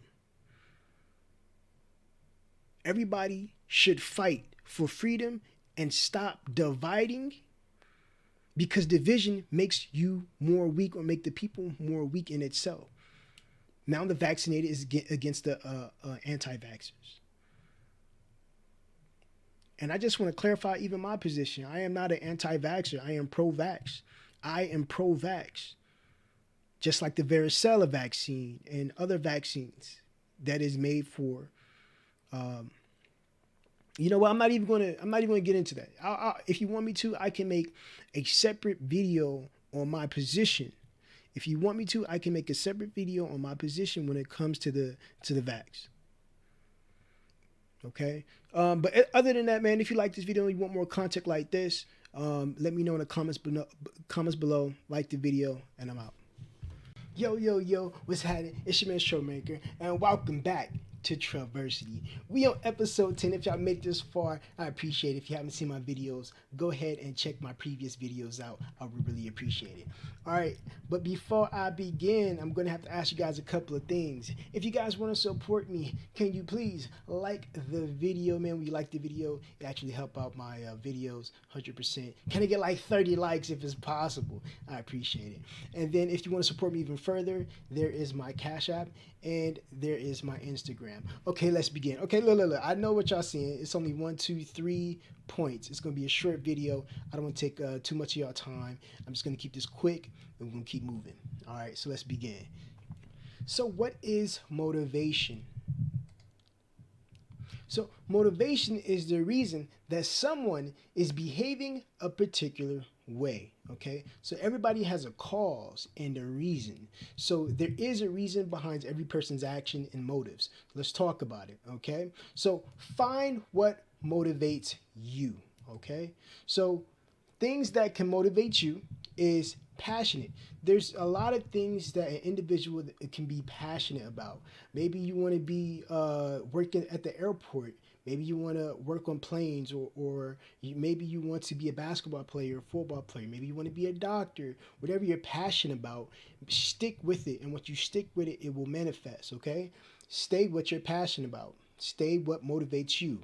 And another thing, accolades. Maybe you want to obtain trophies of winning a championship. Maybe you're a crump dancer and you want to win a tournament. Accolades, maybe that can actually motivate you as well. Or some type of learning information. Maybe you just want to do something just because you know you're going to get some information out of it that's going to help you get over a lot of obstacles in the future. Maybe that can be the reason why. So just find what motivates you, you stick with it, and you continue on your journey of life, okay? And that's basically it. And that's basically it what I had about motivation. Motivation is something that is extremely simple, and it's something that everybody can obtain, okay? So if you feel like you lack motivation, I just gave you 3 steps, well, they're not actually steps, but 3 qualities that can help you get started on your journey. And the last question is, what are some of the things that motivates you, the ones who have motivation or had motivation? Okay, let's talk about it in the comments below. Yo, what's happening? It's your man, Troublemvkr, and welcome back to Troubversity. All right, we on episode 11. If you haven't seen my previous videos, go ahead, check those out. They dope as heck, bro. All right, so before we begin, can I ask y'all to like the video? That actually helps out my channel if you want to support me that way. But if you want to support me even further, there is my Cash App, and you can follow me on Instagram. All right, let's begin. Okay, so this is going to be different than what I usually put out. We're going to be analyzing a complete crump round. We're going to watch the crump round, and then we're going to analyze it. What is a complete round? So a complete round is someone who uses all elements of crump. Okay, if you do not know all elements of crump, go back to my previous videos and go check those out. I made sure I did those videos before I start talking about, before I start analyzing crump videos with you. Okay, all right, here we go. All right, so let's begin, man. This is B-Buck. If you guys don't know, B-Buck is from DC. He's a phenomenal dancer. He's been dancing for a very long time. So we're getting ready to analyze B-Buck in this video, okay? So let's see the complete round that B-Buck had at the Wasteland number 2.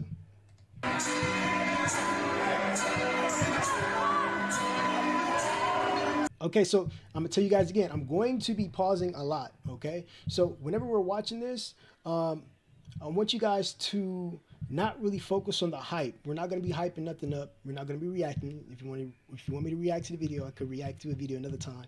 But we're going to be analyzing everything that he does, okay? Making sure he hits the character, musicality, traveling, and so on. Let's begin. Nice.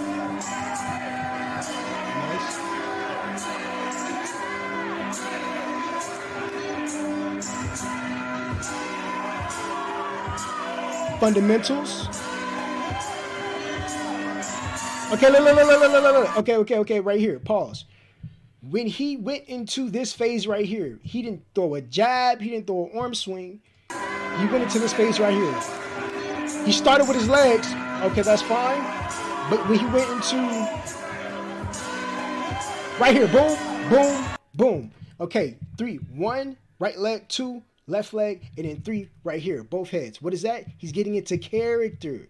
That's not an arm swing. That's not a jab. That's not a bang. He's not about to bang.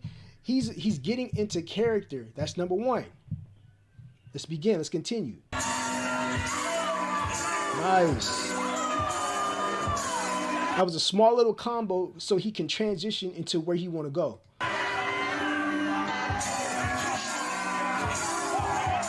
Nice. Look. Right there. He's traveling. He's traveling from the beginning. Hitting one side. He went that way just a little bit and traveled this way and then came back to the middle. He's traveling. And to me, remember, there's 2 different types of travel. There's travel coming from your body. To me, this is my perception, okay? Traveling when you're coming from the top, shoulder, chest, down to the feet, and back up. Traveling. Or you can travel from one side of the crump area into another side, okay? That's what he's doing. He's moving, and he's doing it through crump. Doing like through the foundation of crump. Buck hops and more. Nice. Arm swings.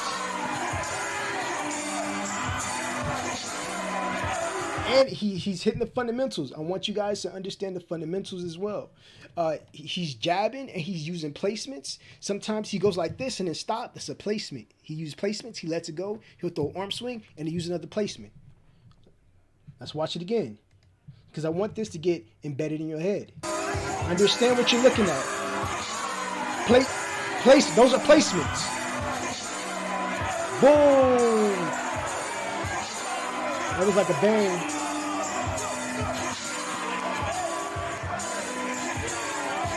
Okay, look. Whenever someone goes into a move starter, that's a setup. He goes into a setup and starts a combo. He's getting ready to start a combo. I don't know if he's going to finish it thoroughly, but that's the start of a combo. He might do a small one or a long one, but that's his material. This is the type of combos that he has. Material, combos. He's hitting all elements right now. It's combo. Pause. There's a taunt. Now look at this. When he grabbed his leg, I want you guys, we're going to analyze everything. When he started to move his leg, it started to turn into a taunt. He paused and it turned into a taunt. Watch him. Taunt, he paused and it taunt. Placement. Another thing. What else happened? What else did he do? It was a buck hop. Watch the buck hop. After this, he's going to buck hop. He's hitting all elements. Buck hop right there. Buck hop again.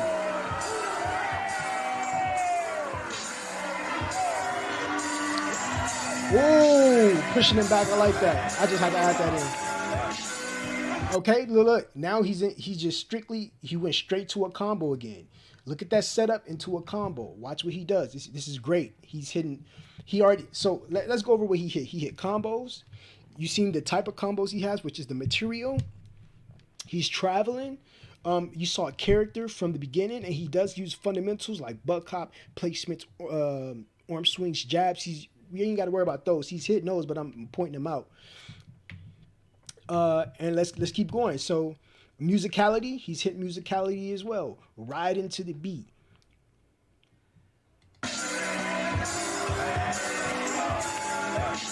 Nice. So it's a combo starter. Combos. Oh. Nice. Whoa.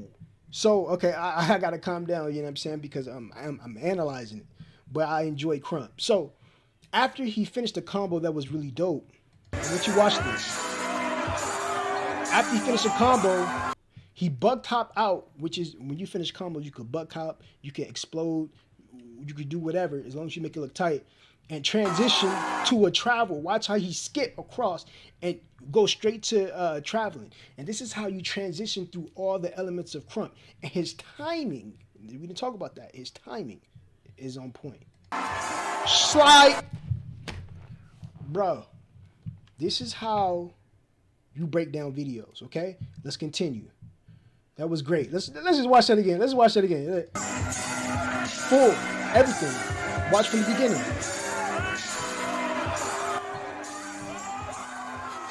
Wow. Now he's there. Okay, now he's at a point where he got the crowd. He already has the crowd. You know what I'm saying? Now he's entering into a different phase of his Crump. Yo, okay? He continued his round. Boom. Pause. Now he's getting off.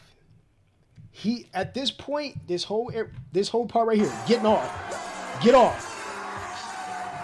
All of that is get off. It's like getting off. It's like you're getting something off your chest. You know what I'm saying? Sometimes it can be a repetition with bangs. Sometimes it can be moves, like miscellaneous move, a mixture of moves. That's getting off. So he's hitting all elements. So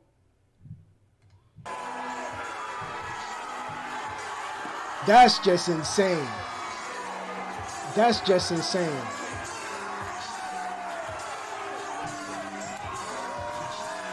That whole move. Listen, every move that he did with the shirt, it's a small concept that expresses how he feels at that moment. It's not meant to be a complete move like he did before. He already showed you he can do that. He's getting off. Like small concept, get straight to the point. Hey, and I'm gonna get off on you. You know what I'm saying? So this was an extremely dope round from B-Buck. You know what I'm saying? It's one of the best I've seen from this is one of the best I've seen from B-Buck, 100%. Give it up for him, man. Triple clap. And that was my analytical breakdown of B-Buck. And that was basically it. I showed you guys how to analyze battles, or this is how I analyze battles. You might talk to someone else, they'll probably tell you different, whatever, that's them. So I told you how I do it, and from the Elements of Crump. And I just want to leave you guys with the last question. And the last question is, what time did you have a complete round in your Crump career? All right, like the video, I'm out. Yo, yo, yo, what's happening? It's your man, Troublemaker, and welcome back to another video. So in this video, we're going to be reacting to Michaela Peterson confesses faith in Christ, okay? So the whole point of this video is to let Michaela Peterson know that you do not need to be a part of no religion to reach the universal force, the God force, the divine mind, okay? That's the whole point of this video, to let her know you can connect to the infinite intelligence without being a part of no religion that is created in this world. Why? Because we're all spiritual, and so is the Creator, and we have a direct connection straight to Him. All right. So before I continue, we're going to analyze this video. We're going to break it down, and we're going to. Before I begin, also, I want you to go subscribe to his channel, and I want you to subscribe to her channel, and don't forget to subscribe to mine. Okay, if you want more content like this, you don't have to, and like the video. All right, and if you guys disagree, it's completely fine. Go ahead and put it in the comments below. Okay, so let's just go ahead and begin. Here we go. Yeah. So when you said you felt you discovered God, what was that? Was it just like in a single moment you realized that things just lined up too well, or? It was like I had this one day where I was worrying about a number. There were like 4 really important, and I'm not going to get into details. That's fine. Either, like you did, but like yeah, 4 exactly. really, I get it. 4 really important parts of my life and all of them were going really badly. Like in ways where I was like, what am I not trying hard enough? Yeah. Like, what more can I do? I can't do more to fix these 4 major problems. And then I met somebody. I was going to check out Austin to see if I wanted to stay in Austin for the winter, which I don't. But I met somebody there, and he's Christian. And he was like, well, how are you managing with all these problems? And I was like, I'm not managing well. I'm really not managing well. Yeah. Like, I'm working and I'm keeping it together, but I don't feel good. Mm-hmm. And I used to be like clinically depressed, and it wasn't depression. I just wasn't feeling good. And he was like, well, that's why you need God. And I said, okay, well, that's fine and dandy. So she's saying that she was clinically depressed, and obviously that's a mental disorder, okay, or a mental illness, I would like to say. And she runs into this guy that she met in Austin, and he's a Christian. And the first thing the Christian said, because of her problems, I don't even know if she went in detail with the 4 issues with him. She probably did, she probably didn't. So we don't know if the other ones are physical. But she told him her issues, and the man said the solution is that you need God. So the issue that I have with this is that I can understand. I believe that everybody needs God, right? You know, I believe that everybody needs to be a part of the universal force, the divine mind, okay, and have a relationship or connection with this force, okay, because this force will actually help us and guide us in our journey of life, which is absolutely fine. But when someone has a mental disorder or a physical problem, I would think you would need a mental solution or a physical solution to that physical disorder or that illness, okay? When it comes to spiritual, if she is not knowing which way to go, she's pulling both ways, like left and right when it comes to spirituality, okay? And then you say, hey, you know what, you need God. That's completely fine, okay? However, listen to this. Let's say you're talking to a Christian, whether it's a man or woman, you're talking to a Christian.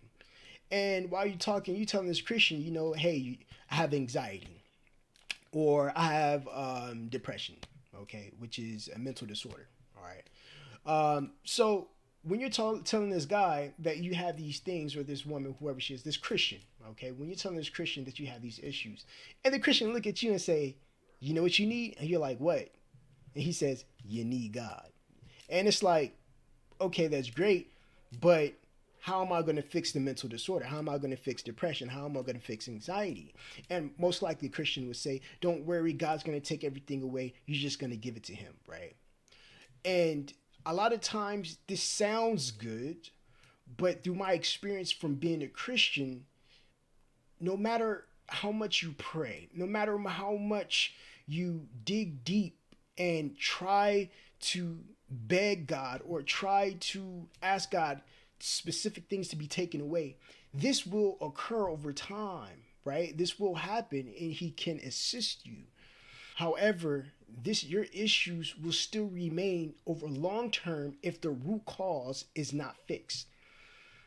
If you have a problem or an issue that's going on in your life, whether it's depression, we need to find out exactly what it is that you're having depressed about and fix the root cause, okay, to give you a better solution. That's how you handle someone's issues, right? Or if you don't understand or you don't know, or you can't give that person advice from your experience, say, hey, you know what, go to a therapist or go to a psychiatrist. And if that doesn't help, you can go, there's many different ways that you can help out your mental disorders. If it's a mental disorder, maybe it's a physical.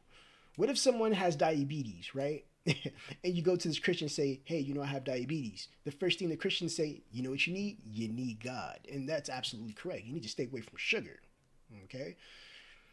All right. So, and it depends on what type of diabetes, like type 1 or type 2 diabetes. We got to go in detail. However, when it comes to a situation like this, I just extremely disagree when a man or woman that is a Christian says, hey, you need God when it comes to a physical or mental solution. You know, it's nice when somebody comes up to you and is like, well, you need God, because that's, how are you supposed to wrap your head around that?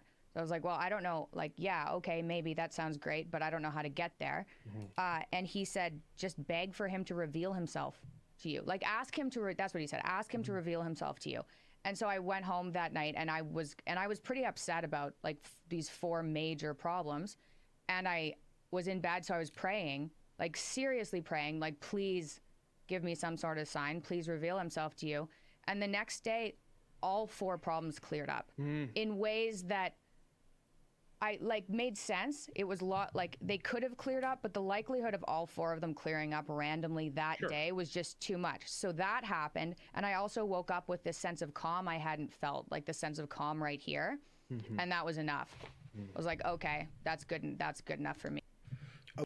So when you begin to connect to the universal force, okay, and you ask this God, this divine mind to this, or this God force to take away certain things, the creator will do that.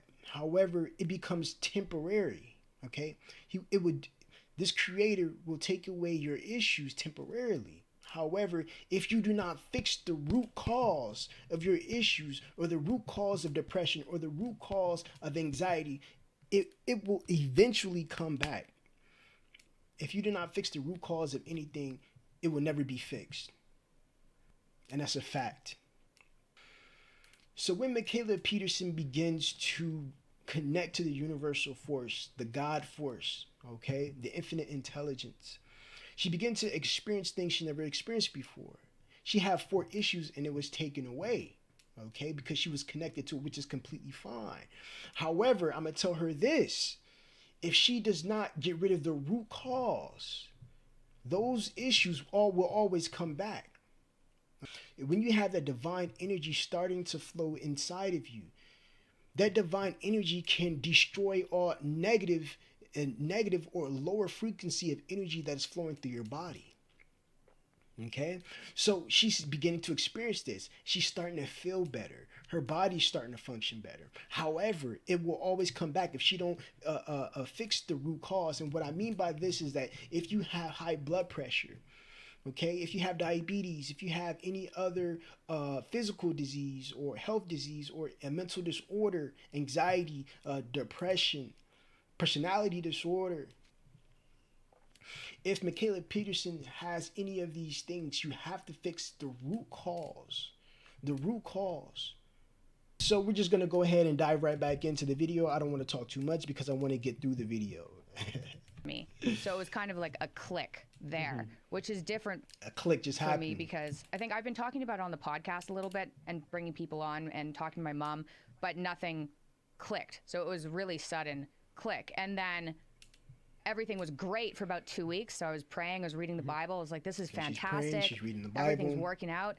And then 2 weeks later, I was like, just a little bit, just this one little thought that was like, well, you know, am I being silly? There are actual, like, more logical explanations for why things turned around. And that happened, and then I had 2 just miserable days. So it was just 2 miserable days. And it was Okay, so like I said, I just said it. Whenever you have an issue, whatever the, like I said, it's kind of difficult to talk about her issues because she didn't disclose her issues. You get what I'm saying? However, whatever her issue is, you have to destroy the root cause, you know? And reading the Bible will help her spiritually. You get what I'm saying? Talking to the universal force will help her spiritually. You get what I'm saying? It's not going to fix her issue if she has vitamin D deficiency. Okay? Do you get what I'm saying? Are you understanding what I'm saying? If she has, let's say she has vitamin D deficiency. Let's just say that. What do you need to do? She needs to start taking vitamin D supplements, or she needs to get in the sun. Okay? There's so many different things, and then after you start doing that, you will start to feel better if you have vitamin D deficiency. You understand what I'm saying? And it's like your problems will always come back because you never conquered the root cause of your problem. You still have the problem because you never destroyed the cause. So the effect will always remain. So let's continue and let's see what else she has to say when it comes to this situation. was like, what is happening? Why do I feel this like existential horror again? Which I would differentiate from depression because I've been depressed before. This was really like existential angst. Yeah. And so then I think I went back. It's not like I'd stopped reading the Bible or stopped praying, but I was just a little bit more removed from it. Yeah. And so I went back to it, and then I had the most wild dream. So I was talking to my parents about this and being like, I think I found God. Like, isn't that crazy? And I went to sleep that night, and I woke up at 5:30 in the morning, and I had a dream. I think I'm allowed to talk about this stuff, but I had a dream, and this loud thundering voice just yelled, "Do it," in the dream. And I woke up at 5:30 in the morning and was like, I think I just got yelled at by God. I think that just happened. Okay. And this is actually pretty cool because she's, like I said, I'm going to keep saying it again. Once you connect to the divine mind, okay, this God force, you're going to have dreams, you're going to have visions, all right? And these visions are going to guide you and assist you on your journey of life, you know, whether it's from Christianity, whether it's from Buddhists, whether it's from Muslims, whether it's from Jews, this universal force can reach anybody. And like I said from the beginning, you do not need to be a part of no religion till you reach the universal force. However, if the Christians are helping you, that's completely fine. If you're a Christian, you're fine. If you're a Buddhist, you're fine. Use the universal force to guide you in your life, and it will always help you no matter what religion you're from, no matter what race you are, or anything like that. He will always assist you, or it will always assist you. Okay, so let's continue. What it felt like. What does that mean? What does it mean? So I had kind of a rough morning. I was like, I don't know what this means. Is that really what happened? And then it occurred to me that I think what it meant was just go all in.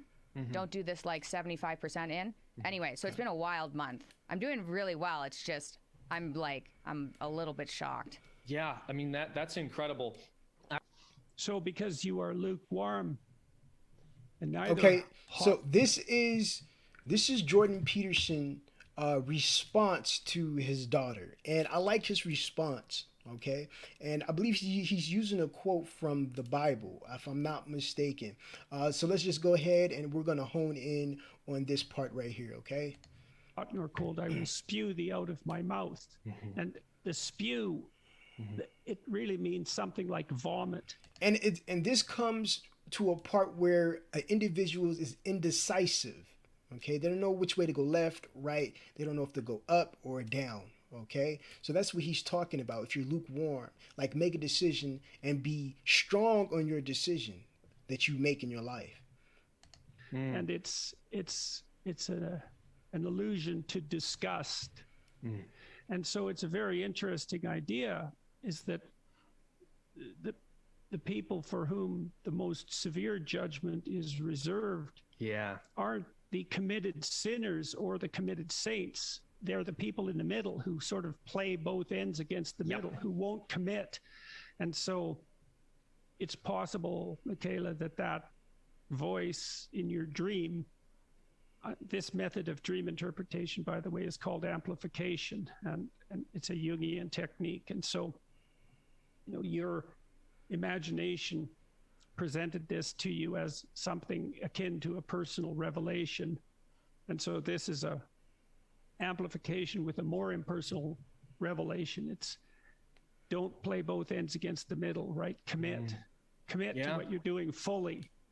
And that's be decisive. Perhaps, now, it isn't clear what that meant because the dream wasn't that specific. You have to work vague. that out for yourself.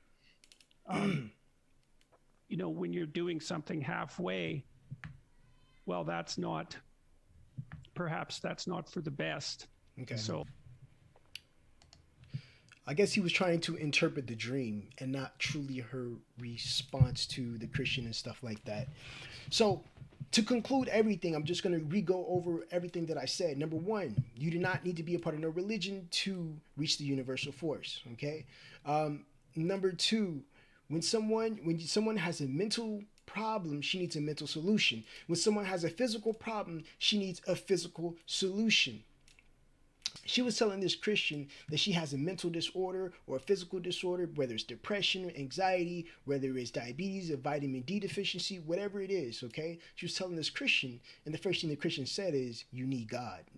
That's not the solution. If someone has a spiritual problem, she needs a spiritual solution, okay?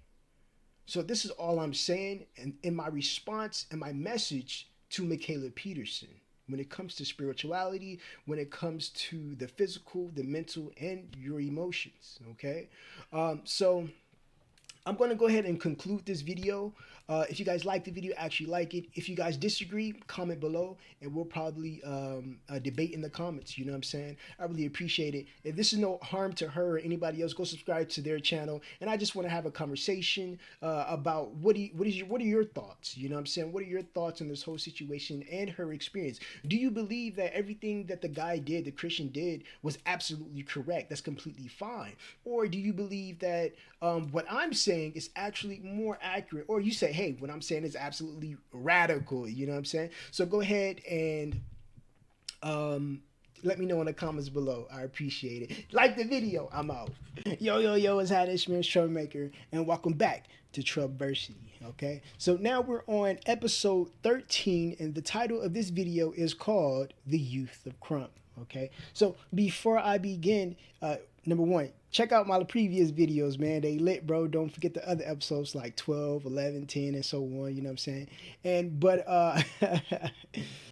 let's focus on the next part I want to talk about. Liking a video, okay? So if you guys like the video, it helps out my channel. If you want to support me that way, it's free. You know what I'm saying? It doesn't cost no price or anything like that. And subscribe. But if you want to help me out even further, there's my Cash App. You don't have to. That's if you want to just donate even further.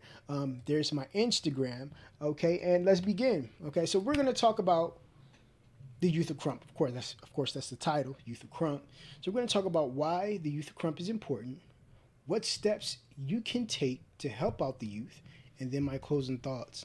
Okay, so let's talk about the Youth of Crump. So you probably ask, what is the Youth of Crump? So the Youth of Crump is simply the children of Crump, okay? The children of Crump. So why is the children or the youth of Crump important? So I have two reasons why they're important. You guys probably have like 100 million, but I got two reasons.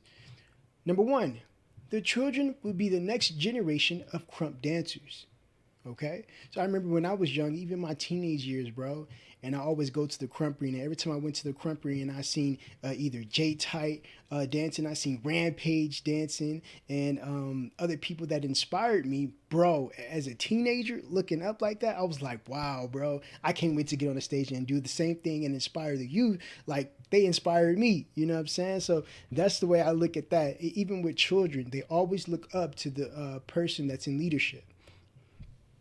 The second thing I look at, we are looking at the future in the present.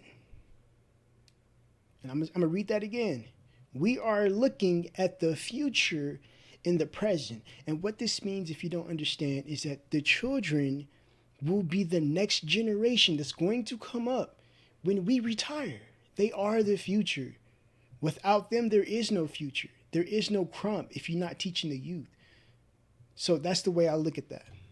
The next thing, so what can we do, because I'm a part of this, not just you, what can we do to help the youth?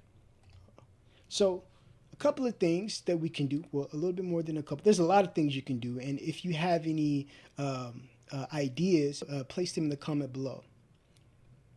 So what can we do to help the youth? Number one, start workshops. Start workshops to have a place for the youth can come and learn crump and to even vibe with the other children that is around, to be in the environment of crump. Another thing, teaching crump without workshops. That basically means that if you're at a session and then you have someone that's maybe 10 or 11, they're at the session too, and they're asking you crump questions. Hey, why don't you just teach them the fundamentals of crump? And maybe when you dance, you're inspiring them. You know, there can be so many things when it comes to that situation. You don't need a whole building to actually have a workshop. You can do it in the streets. So the next thing, inspire the youth. Another thing, inspire the youth. Take them to crump dance studios. Okay, I know that Beast Camp got a studio. You could take them there. I know there's other crump studios out there. I don't think there's too many out here in California, but I know that there's out there. And if there's not, we should all try our best to try to build one, including me. You know what I'm saying? Not just for the youth, but for everybody as well. But right now we're focusing on the youth, and it will be important. And there's, like I said, there's so many ideas that we can have when it comes to the youth and building the youth up, and so many ideas that we can develop collectively to make sure the next generation survives. So the last thing I want to leave you guys with is what else you can do to help out the youth. Okay, so go ahead and place them in the comments below. If you guys like the video, actually like the video, subscribe. I'm out. Yo, what's happening? It's your man, Troublemaker, and welcome back to Troubversity. And now we on episode 14, okay? We on episode 14. If you guys haven't seen the previous episodes, go ahead and check those out, okay? So before I begin, can y'all please like the video? That would be amazing if you want to help support my channel. If you want to support me even further, go ahead, and that is my Cash App. If you want to donate, you don't have to. That's my Instagram. You can follow me there. Okay, let's begin. All right, so what we're going to talk about is what does therapy mean? Where should you go for therapy? We're going to talk about self-therapy, and then my closing thoughts. So what does therapy mean?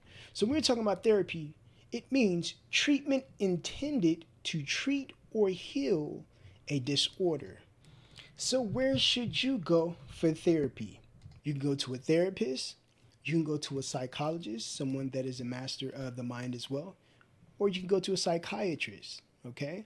The only thing about going to a therapist or any type of specialist, you're gonna have to come out the pocket. Whether you're coming out the pocket for $80 or you're coming out the pocket for $300, depending on where you go and how good they are, they're gonna charge you out the pocket, okay? However, you can still do it yourself, and we're gonna talk about it, okay? So when you talk about do it yourself, what do you mean?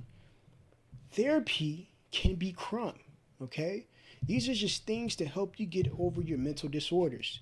Therapy can be music. Therapy can be dancing, just not just crump, just any type of hip hop, ballerina dancing if you like ballerina dancing. And exercising. You can exercise. You can do strength training. You can do Pilates. It just depends on the individual. The last thing I want to leave you guys with is, do you have any therapy ideas that you do to help you get over your mental disorders or mental health problems, okay? So thank you. If you guys like the video, actually like the video, subscribe, and I'm out. This is what it is, okay? I said empty your mind. Be formless, shapeless, like water. Now you put water into a cup. it becomes the cup. You put water into a bottle, it becomes the bottle. You put it in a teapot, it becomes the teapot. Now, water can flow, or it can crash. Be water, my friend. Yo, what's happening? It's your man Troublemvkr, and welcome back to Troubversity. Okay, so we're at episode 15. I'm actually excited to be on episode 15. If you guys haven't seen my last videos, go ahead and check those out. All right, so before I begin, we're going to talk about crump flow. Okay, we're going to talk about what it is and even more. However, can you guys like the video? Because if you like the video, it helps out my channel. And if you guys want to support me further, go ahead and donate there. And this is my Instagram if you want to follow me even more. All right. So like I said, we're going to talk about crump flow. How can you obtain crump flow? And we're going to watch a video. And I'm going to give you my closing thoughts. So what is crump flow? Again, these are not actual definitions. This is my interpretation of crump flow. So crump flow is a constant movement of crump moves. Okay, so when I say a constant movement of crump moves, what do you mean? Have you ever seen someone dances and then they stop like 10 seconds in and it seems like they restart, and they dance for like 30 seconds and they stop and it seems like they restart again? That's not a flow of crump. Sometimes you have to learn how to move consistently in a constant pace like water that flows in a river. How can you obtain crump flow? Crump flow only comes through what? Practice. Practicing crumping without stopping the entire track. You move fast and you move slow. Okay? Move slow, but make sure you keep moving. At the same time, you're still using the elements of crump and the fundamentals of crump, like arm swing, jabs. At the same time, you're still applying traveling. You're still applying get off, combos, and you're keeping a constant flow in your crump. And if you do pause, make sure you pause to hit another part of the beat, not to pause to restart your round. Stuff like that. So now that you guys understand crump flow, we're getting ready to react to a video from Baby Tot Eyes. And I want you to watch how every time he moves in the elements of crump. And not only that, he keeps a constant crump flow, a constant movement. He's moving like water, like Bruce Lee said. Okay, so let's continue and let's watch. Now watch.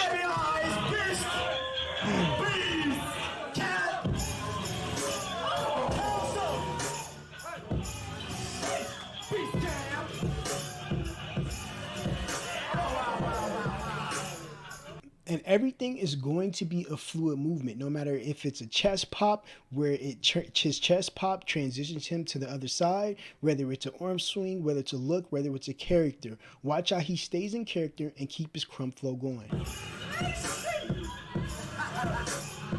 Boom. Okay, look. You see, I'm rewind it back. Did you see how he paused? Sometimes a lot of people pause and restart your round. Don't do that, guys, okay? So he paused. I'm going to go back. Right when he did this move right there, he paused and he went into a chest pop into other crump elements. Now listen. Boom. Boom. He paused and then transitioned. That was pretty dope. It's a crump flow. It's a crump flow.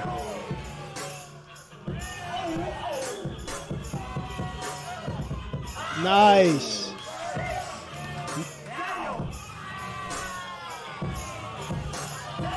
He's still in crump flow. He's transitioning. He's not stopping to restart his round for nothing. Boom. Boom, boom. Nice. Arm swing. He's still going. The track is still going. He's still moving. He's fluid. When he paused, he looked up. Do. He's still moving. Crump flow.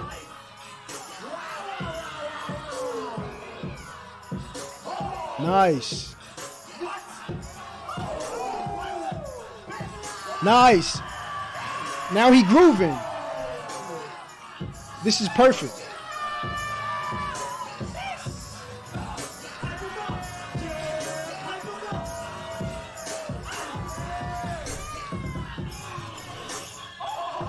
Nice.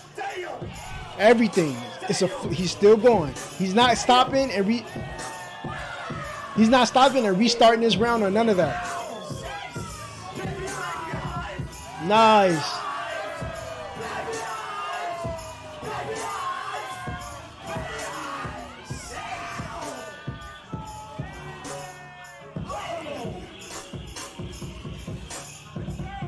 And that's basically it.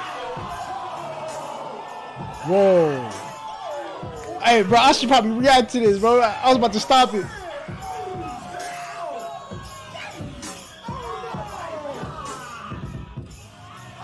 Damn. Okay.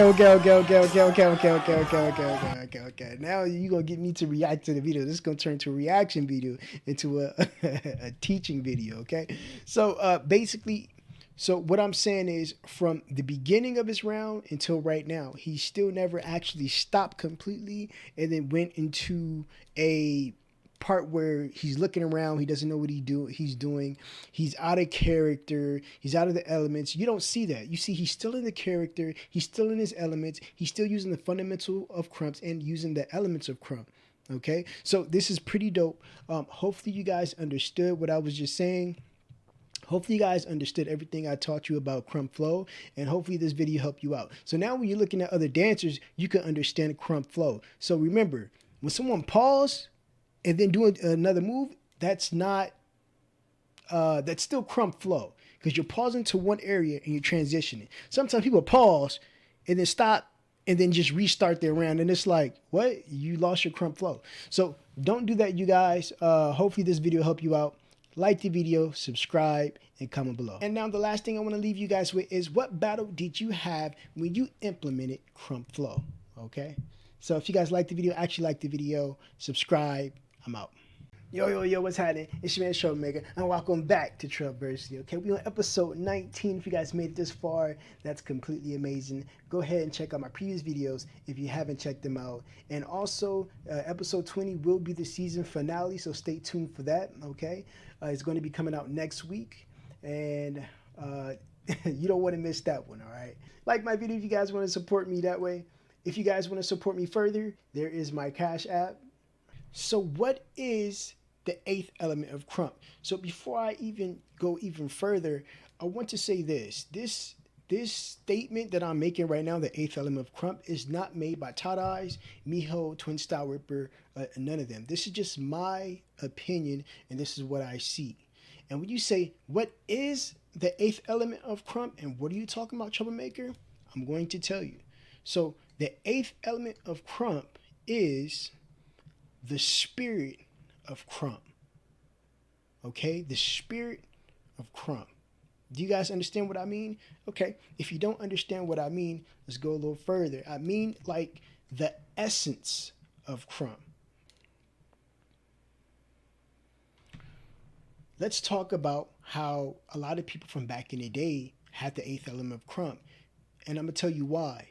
The reason why is because a lot of people back in it, when people dance, they had to dance solely off of feelings, solely off of emotions. And crump, back in the day, crump wasn't so technical where it is now.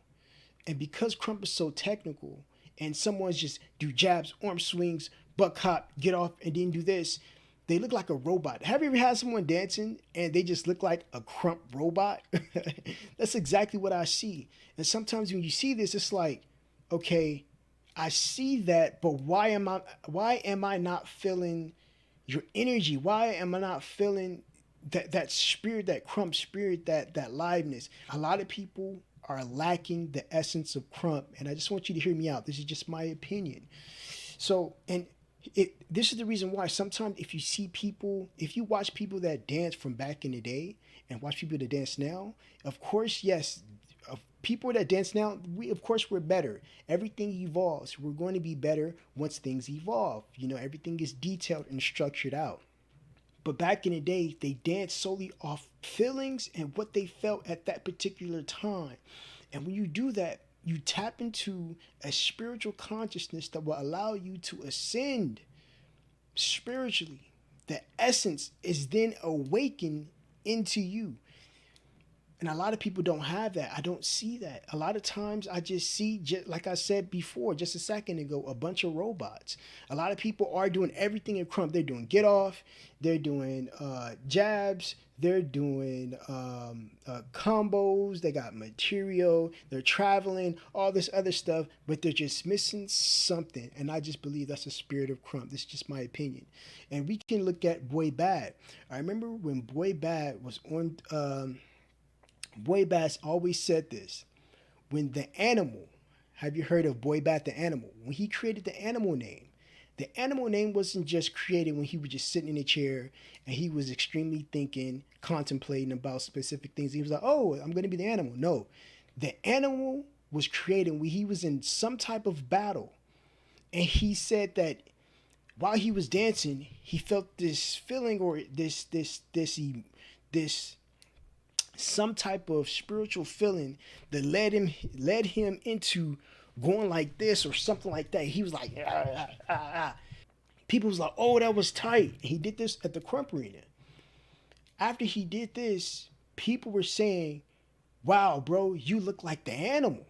You look like an animal. And he was like, boom. And that's when the animal was created, from that spiritual feeling or the essence of Crump. That's what I call the essence of Crump.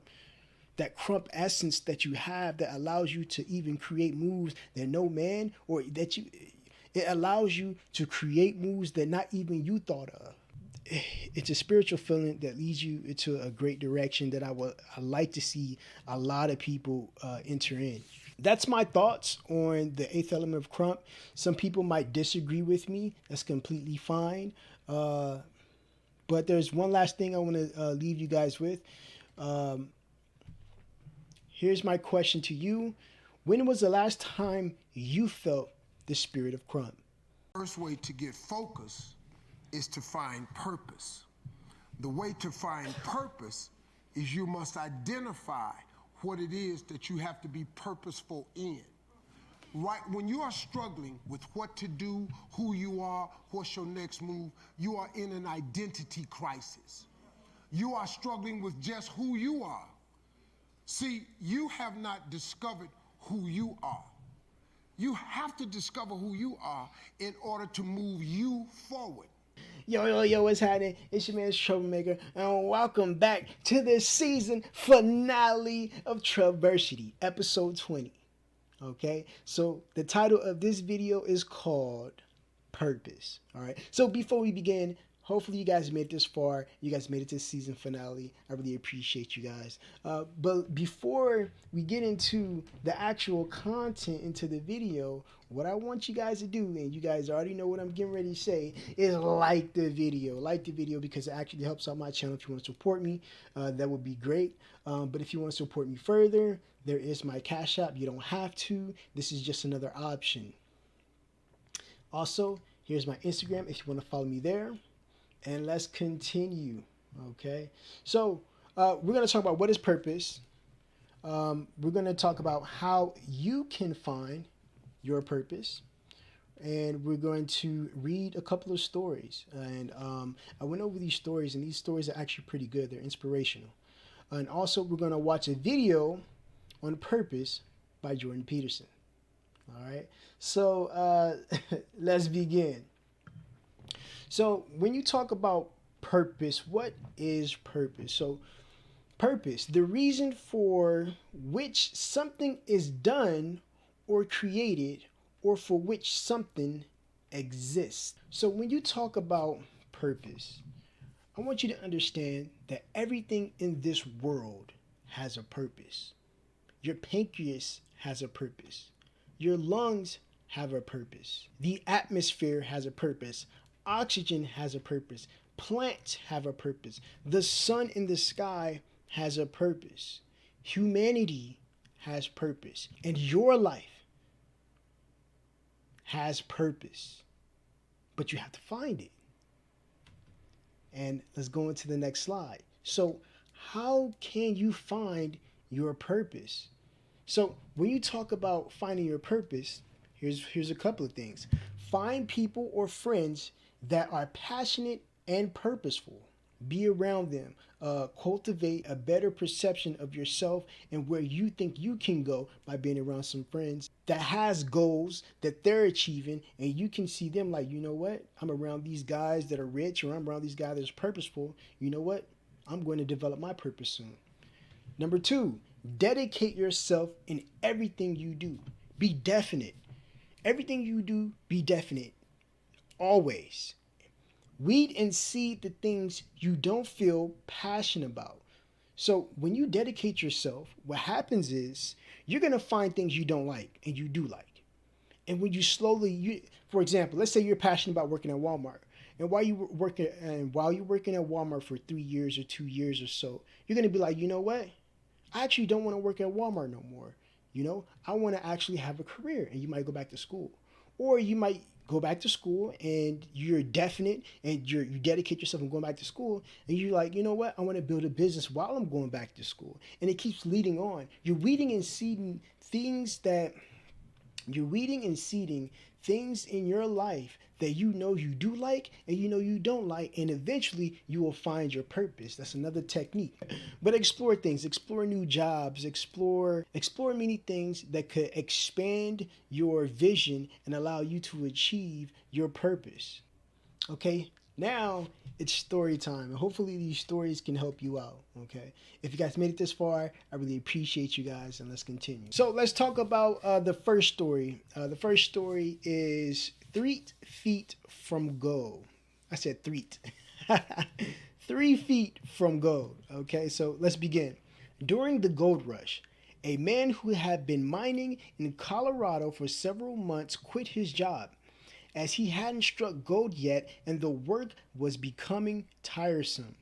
He sold his equipment to another man who resumed mining where it had been left off.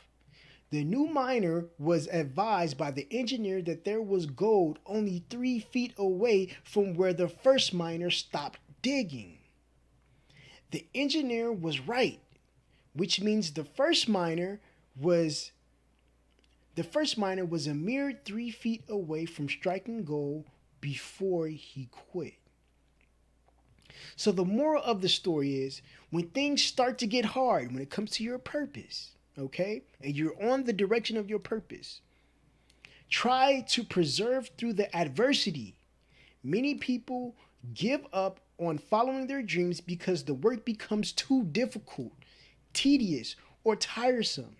But often you're closer to the finish line than you may think. And if you push just a little harder, you will succeed.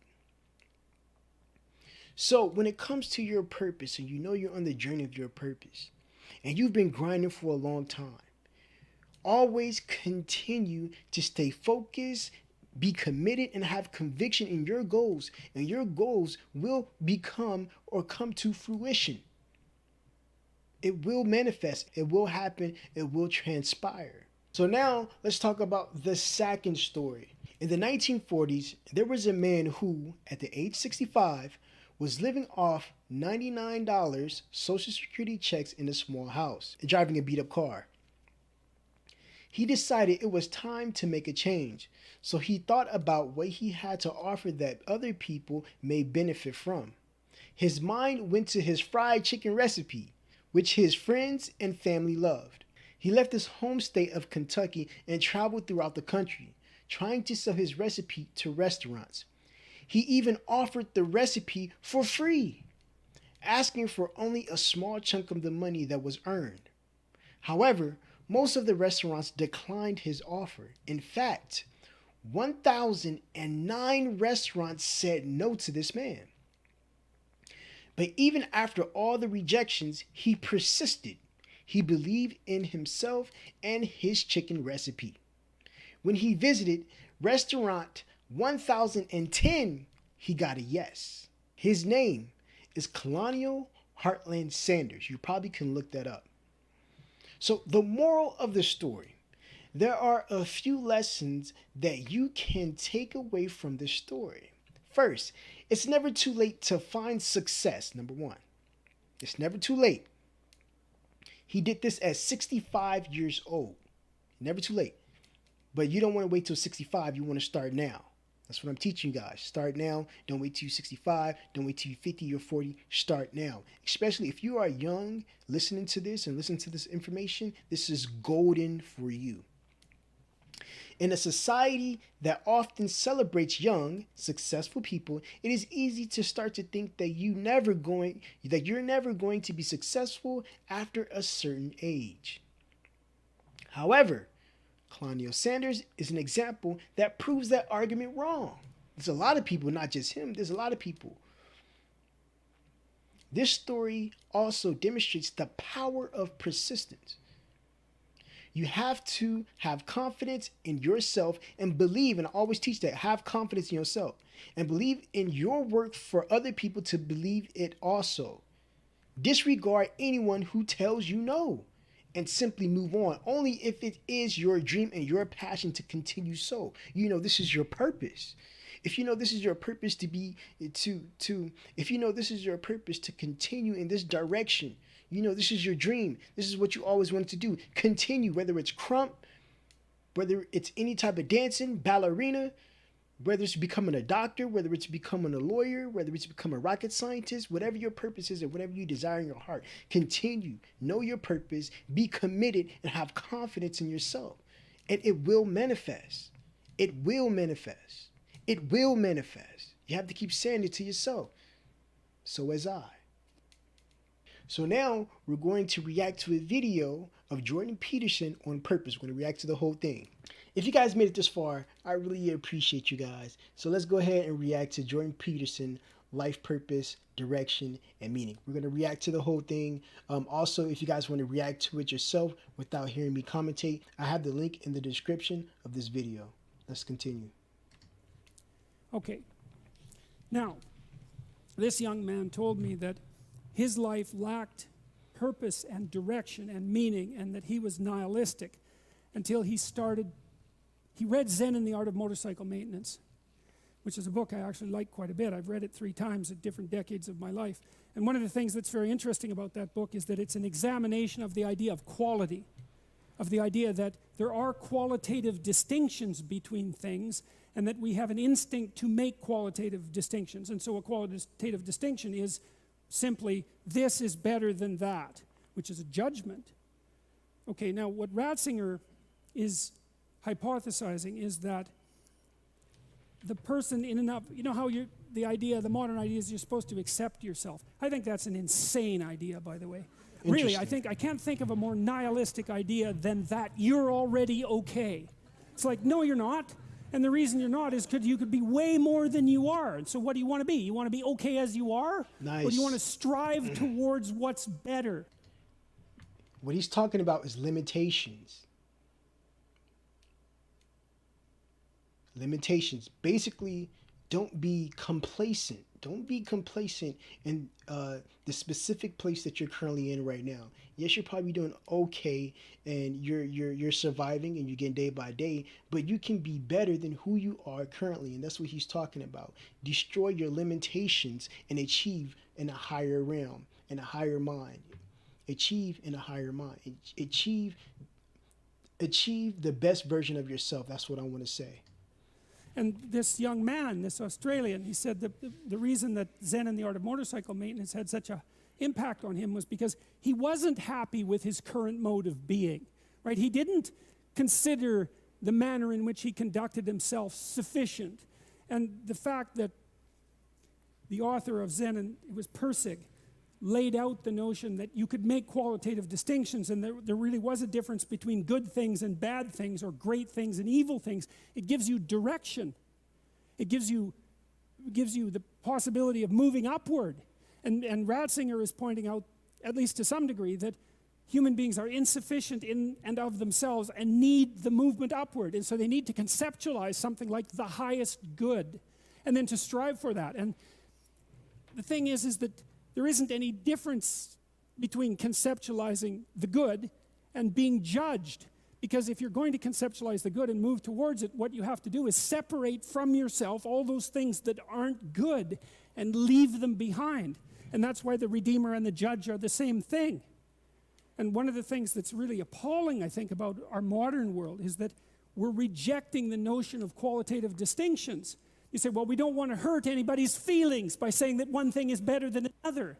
It's like, okay, fair enough. It's not fun to be cast off with the damned, that's for sure. But if people are, in fact, insufficient in their present condition, which seems to be the case, I mean, try finding someone who isn't, then if you deny the possibility of qualitative distinction because you want to promote a radical egalitarianism, then you remove the possibility of redemption, because there's no movement towards the good.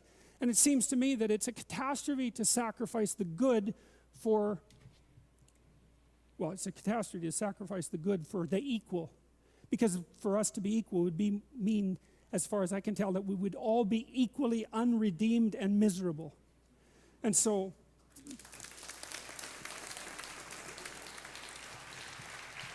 he also mentions in the previous paragraph, I believe, that even in the case when you experience the human life at its fullest, at its most beautiful, at its most meaningful, you have a deep, I guess, understanding that you have something to be thankful for. You need to thank somebody for that. It's not based entirely on your own merit. And that points you towards something else. And also, I don't think that you can have a profoundly positive experience, you know, in the best sense, without that accompanying it. That's a feeling of being blessed. It's something like that. And the last thing I want to leave you guys with is, how did you guys find your purpose if you had? Thank you guys for lasting the entire season of Troubversity. If you haven't seen those if you haven't seen the previous videos, go ahead, check those out. Don't forget to like the video, comment, subscribe. I really appreciate you guys, and I'm out.